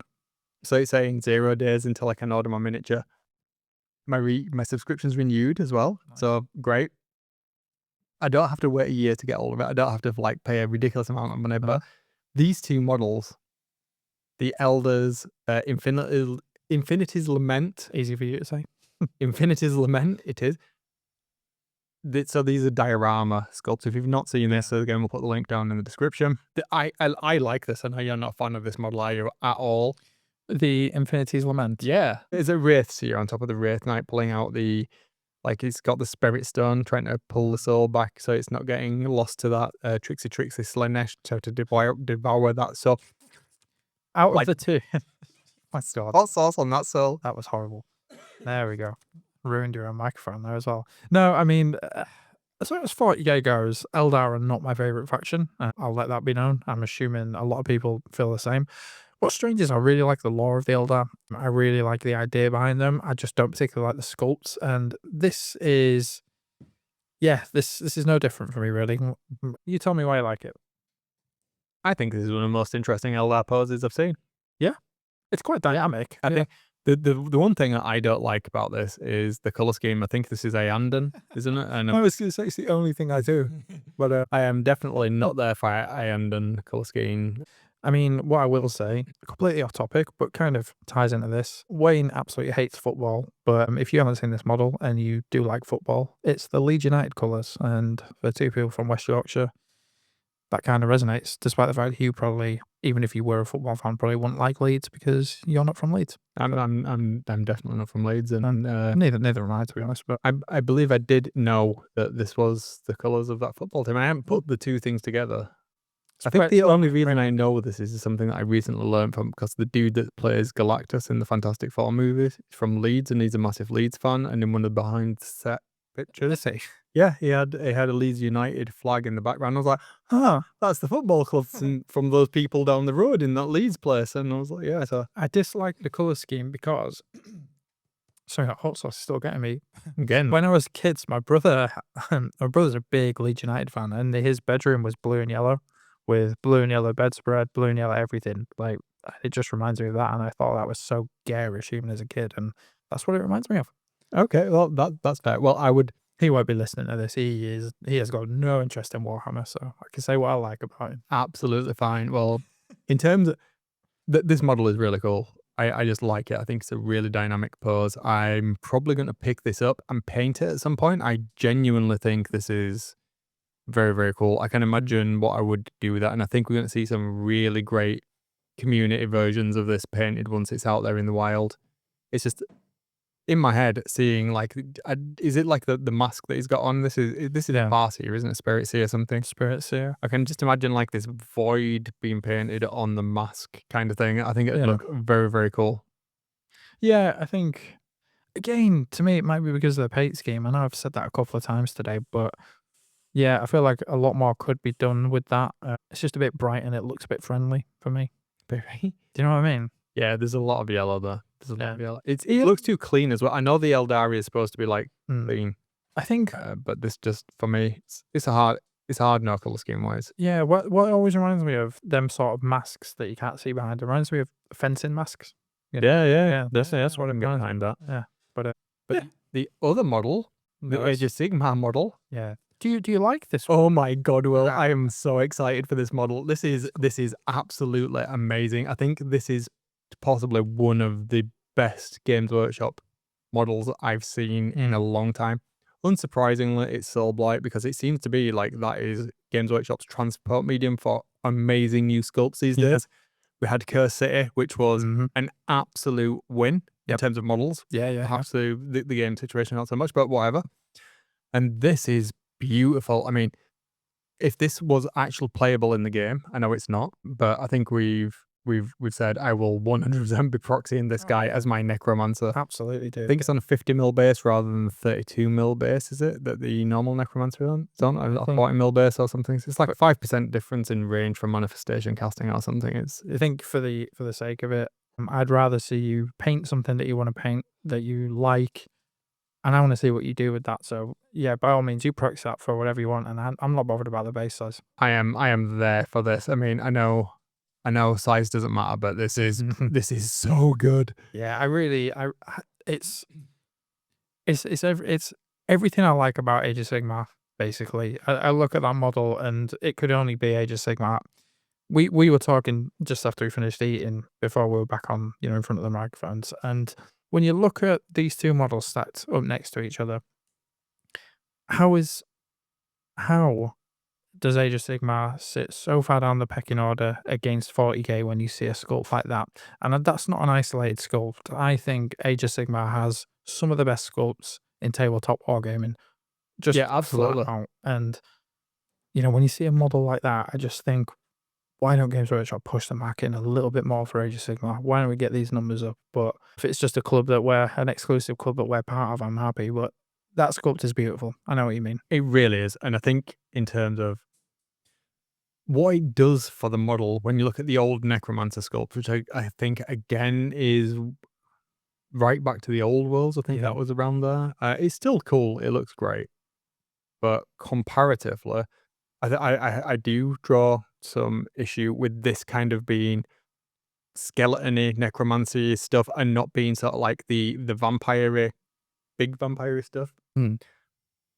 However, I'm there for it. Do you know what it does? So the old necromancer sculpt, nothing about it to me suggests necromancer. Yeah.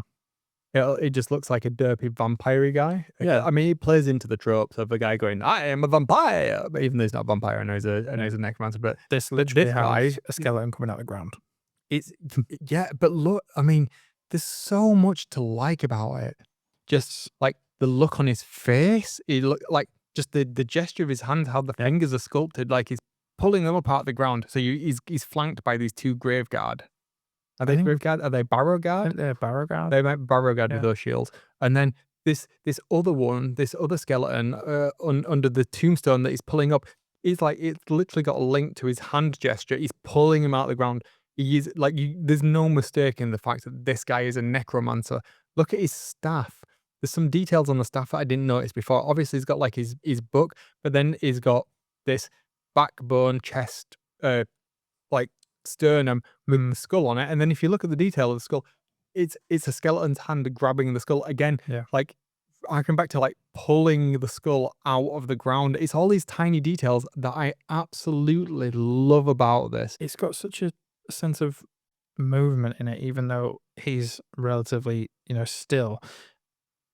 Even little things like I'm not a foot guy, but like the sculpt on his feet sort of grabbing Sorry. Are you sure you're not? My fiance is in the kitchen laughing at me here.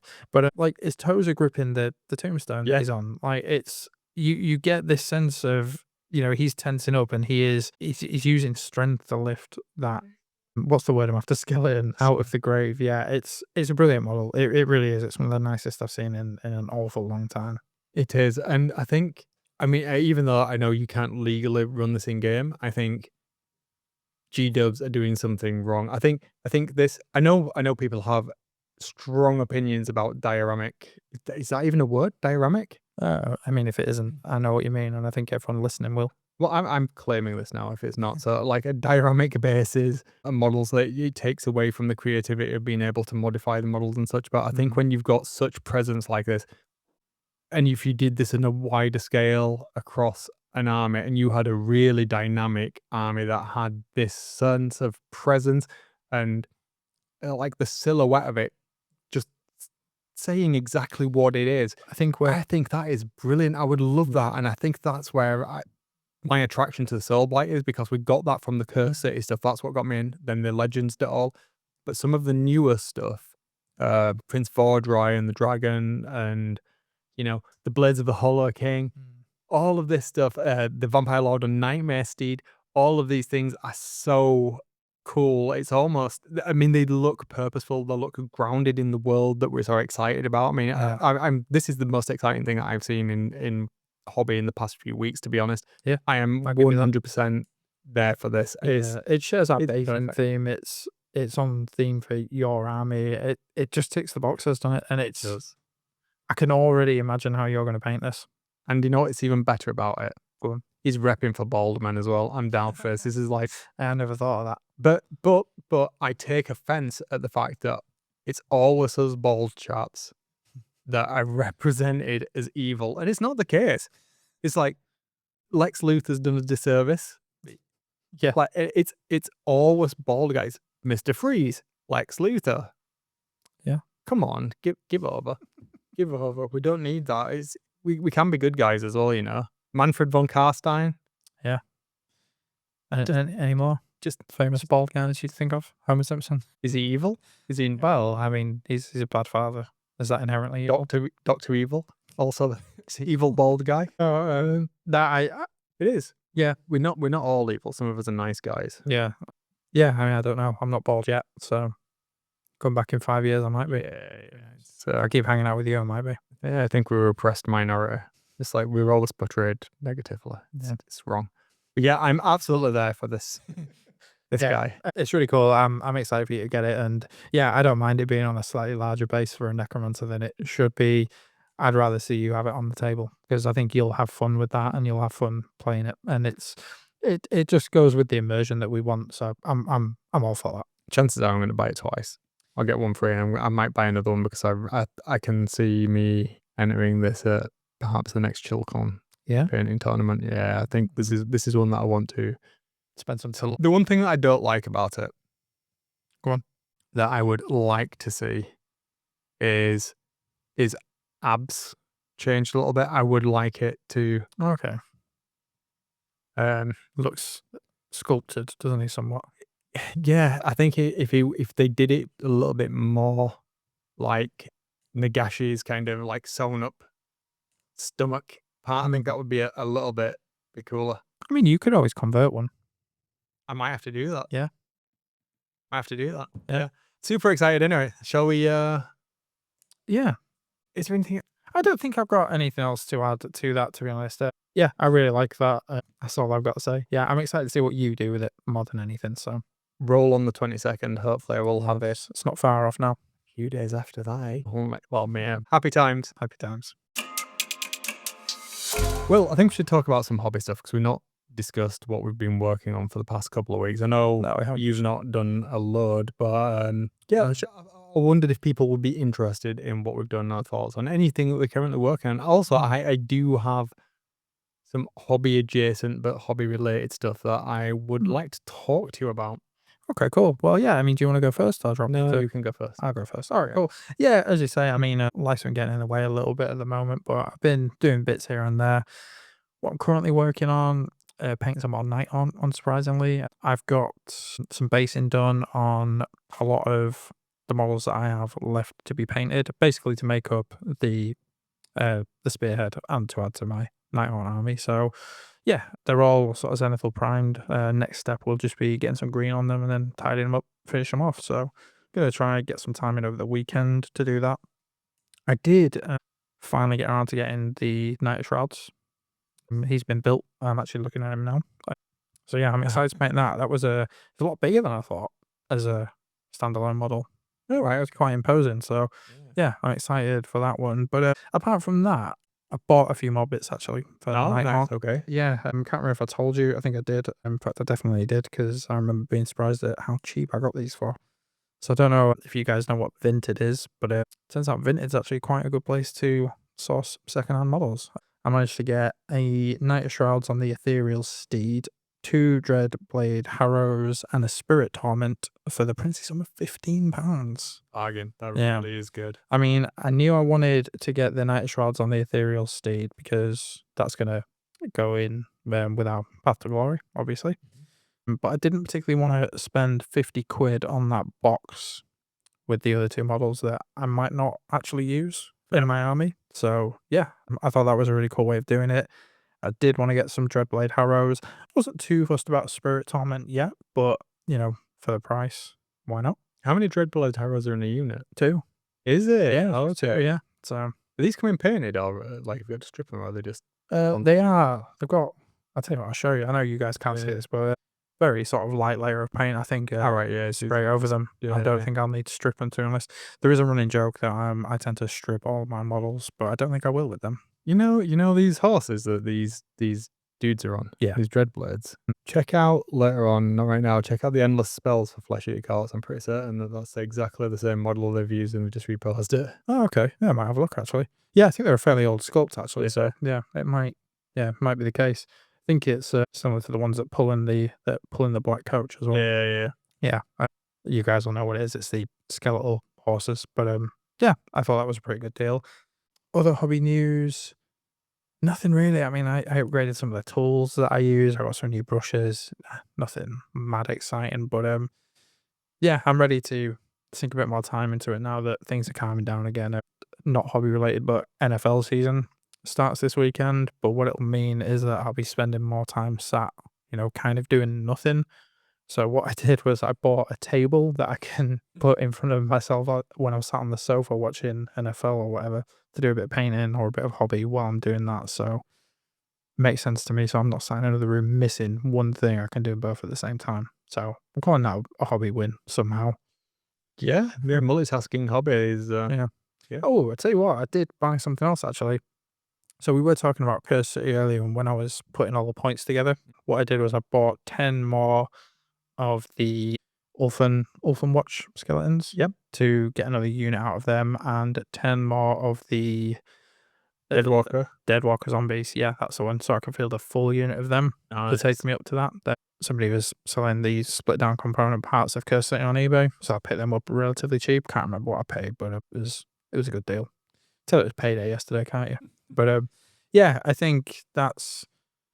Yeah, I'm on a good track at the moment. I don't have mountains of stuff to paint in order to play with at the moment, which is good. So I'm getting to take my time, not rush things. I'm genuinely looking forward to painting, which is always a nice feeling. So Yeah. that's kind of my hobby update, really. But what about you? I felt like I hadn't done a lot, but I actually have done a significant amount, I suppose, when I was kind of thinking about what I needed to tell you about what I'd kind of been working. Because, like, as you said earlier, we've not had as much chat recently because work's just been like mental busy. So for me, I've finished all of my Slave to Darkness building wise now. So I've just finished Abraxia and Eternus, and that's done, completed, painted in the box, ready to go. Nice. I've now got Be'lakor built into sub-assemblies. Nice. I didn't realize you got that far. Yeah, Be'lakor is completely built. I'm working on the base for Be'lakor at the moment, putting together a primate. Nice. I've also completely built Archaon and the dragon thing, Dragon It's got a name. The I know who you mean. I did not realize how big that model was. I've seen it. I've been next to it. But until you physically pick it up, dude, that is a big boy. And he's going to be even bigger because the base that I'm doing for him lifts him. I mean, I'm not joking. It is a big model world. Yeah. It is huge. I don't know for a fact, but I'm going to go out on a limb and say it's the biggest Games Workshop model. Yeah. It's huge. I mean, it is. Interesting. For context, Wayne's making gestures with his hands about how big it is. It's still so big. You should have seen the one that got away. It was much bigger. Yeah, so I'm excited about that. I am going with a different basing scheme. So a different base that's not the standard one. So I'm going to do a bit of light conversion on the tail. So he's going to be coming out flying over a volcano, and the volcano is going to be lit. Oh, that's cool. So it's going to be a little bit more of an involved base and stuff. So I'm really looking forward to that. But hopefully I'll have that all done in the next couple of weeks, and that'll be my Slaves to Darkness finished. Completed, mate. We watched the in-between a bit formative ages, didn't we? But no, that's really good. That's really good, mate. That's some really solid progress. I know things have been busy and we've both been tied up with just life. But yeah, it's good like when we can just get a little bit of time in here and there to do bits and bats. Like last week, I only really had a chance to do some basing. I was just wiped from work, had a few bits on. So, I'm trying to look at this differently. I'm still going to call that as a hobby success that I managed to do something and I enjoyed doing it. Yeah. I think if I can fit a bit of time in here and there amongst other things in real life, that's still better than nothing. 100%. 100%. I mean, I've not done any painting for 2 weeks, as it were. So maybe a little bit more now. I think Abraxia was the last thing I finished. And then I was doing all of the other stuff associated with that project around that. But I've also got a wodge of orcs painted. Oh, not painted, built and primed. Yeah? Yeah, so I've got a couple of, I think I've got a mega boss. 2 mega bosses. Yeah, I remember. A shaman, a potrot, a war crafty looking orc that I'm going to do a nice little base for. Okay. And I think that's all of the orcs. So I'm doing I'm doing a couple for my friend that's into orcs. Yeah. But I'm also going to use that as an excuse because I dislike orcs. Yeah. I'm not a fan of orcs, and I want to try painting an orc to see if I can paint an orc how I envision the orcs. Yeah. Looking and feeling and acting. So I'm going to do that as a low risk, just palette cleanser. Yeah. And it leans into the October thing as well. So that's kind of cool. And there's another model that I wanted to paint for a couple of years and I've not had a chance to do it. So I'm going to might enter this into a competition or something. So I've got a zombie in front of a cooking pot, stirring it's like a zombie in a flesh hat. Okay. In a chest hat, not a flesh hat. It might be a flesh hat when I paint it. Stirring the cauldron. It's a nice 3D print that I printed years ago, yeah. It was going to be part of my Maggotkin army years back for ages, but yeah, so I'm really looking forward to doing those as a bit of palette cleanser. So that's been most of that hobby. I do have a hobby fail actually that I don't think I talked to you about. Okay. It's not Warhammer related, but it's modeling related. So I think I mentioned it on the podcast a few times. I like Gundam kits, Gundam models. Gundam it. Yeah, Gundam it. If anybody knows what Wing Zero is, I finished the high-grade Wing Zero model. I grew up watching Gundam Wing. It's my favourite one. Didn't have any panel liner, so I thought, I've got loads of null nile. I'll null nile my Gundam. Null nile on whatever plastic band I use does not go well. Ruined Wing Zero. So, no. Yeah, I'm going to sort of smash it up and have it as a ruined Gundam on the base and just chalk it up to a learning experience. But if any of you guys like Gundam kits, don't use null nile on Wing Zero. That's all I'm saying. Fair dues. Other hobby adjacent stuff to talk about that I have not talked to you about really. I'm going to try to keep this succinct because we've been going for a little while now. Okay. So I was getting through some of my backlog of books. That list of audiobooks. And I've been going through the Vampire Genevieve collection. They're in the Warhammer horror range, right? Yes. Specifically the audiobook, like I say, and it's 35 hours. Damn. I am not enjoying this. I'm invested now, and there's elements of it that I'm picking up. That's but a week of work. It's a wodge, and I can't listen to audiobooks on my work. I can't focus. So it's been my commute to and from the office when I go in. Yeah. And usually when I'm painting, Yeah. which I've not done for a while. So it's taking its time. What I specifically wanted to talk to you about is their presentation of vampires in the old world. Okay. And how completely different it is.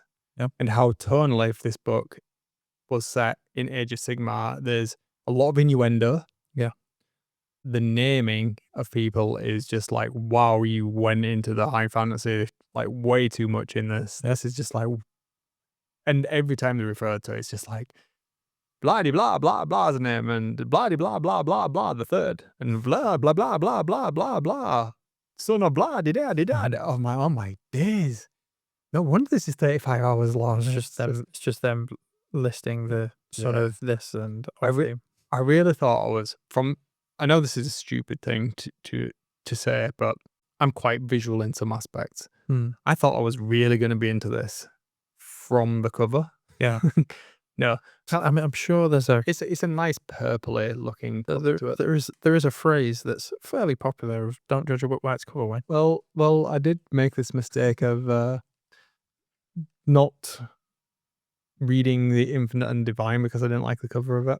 Okay. And it turns out I actually quite enjoyed that in some respects. Maybe with hindsight, I enjoyed it at the time. Perhaps I didn't. And perhaps that's why we'll get to it with Vampire Genevieve. But so far, I'm still effectively in the setup of the story. Right. How far into anything at the moment. I mean, I could tell you how many hours I'm into this now. It probably feels like a lot longer than it actually is. Yeah, when it's a slog, it always feels like it's been drawn out, doesn't it? So I'm like 4.5 hours into it. And you feel like you've been on it still for weeks. fixing up. He's talking about a play about like the fall of Drakenfell and stuff, and I'm just like, get on with it. We've been going on about this for a while now. It's like I still don't have any real understanding of who Vampire Genevieve is, other than I think she was 16 years old when she was turned, but then there's some really awkward points in the first few hours where there's like implications that she's having relations with other. I'm just like, I don't know where, like a Song of Ice and Fire. are they aging? And then there's loads of other bits and pieces that aren't elaborated on that I don't know enough about vampire lore in the old world to know. It's like there's references to different types of vampire in different places. Like some are still mortal and can enjoy stuff and like eat and drink and go out in some type of sunlight. Don't have aversion to running water, whereas the ones that have turned more deeply do, but it doesn't. I've not at the moment, at least. I've not got that distinction, and I think perhaps this is where the difference between some of what we were talking about earlier, the noble vampires, compared to the feral vampires, and that's where the changes in the range of that. So I don't know. I'm gonna try and get through it as a slog, but severe. Yeah, I need some more normal hobby to get through this at a pace because I'm struggling with it. I get you, but I don't want to sack it off.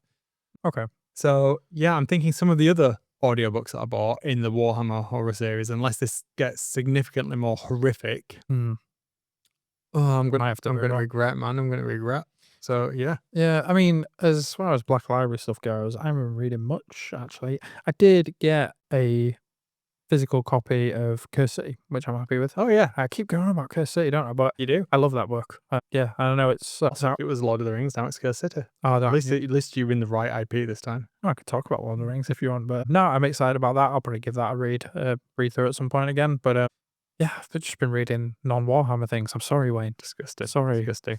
Well, I think next time we're going to talk about some more Age of Sigmar probably, and some 40k perhaps, but it's 10-year anniversary of Age of Sigmar. So it feels like that would be a good time to kind of revisit some of that previous lore, perhaps, and just go over some of that. Because I don't know much about it, but I've done a little bit of reading about the history of Age of Sigmar. So I think that'd be cool to talk about, to be honest. But yeah, sounds good to me. Shall we leave it there? We've talked for a while now, so shall we let people go? Yeah, hopefully you enjoyed it. Yeah, I hope you did. As always, thank you for listening. you know, we're still getting some really good numbers that we never expected that we were going to get. So, you know, it's nice to know you guys are enjoying it. But yeah, drop us a comment, leave us a like, follow us on the socials, join the Discord, come and chat with us. Absolutely, yeah. You can find us everywhere. Warhammer and Wings. You can reach out to either of us. We're both on Instagram. I'm Forge of Solus, and you're Will of the Wings. Will of the Wings. Yeah, find us there. Follow us. Give us a shout if there's something that you want to hear us talk about that perhaps we've not known about. Let us know. And we're always interested in interacting with people. As Will said, thank you for all the comments, and hope you enjoyed it. And we'll catch you again on the next one. Catch you on the next one. See ya. Bye bye.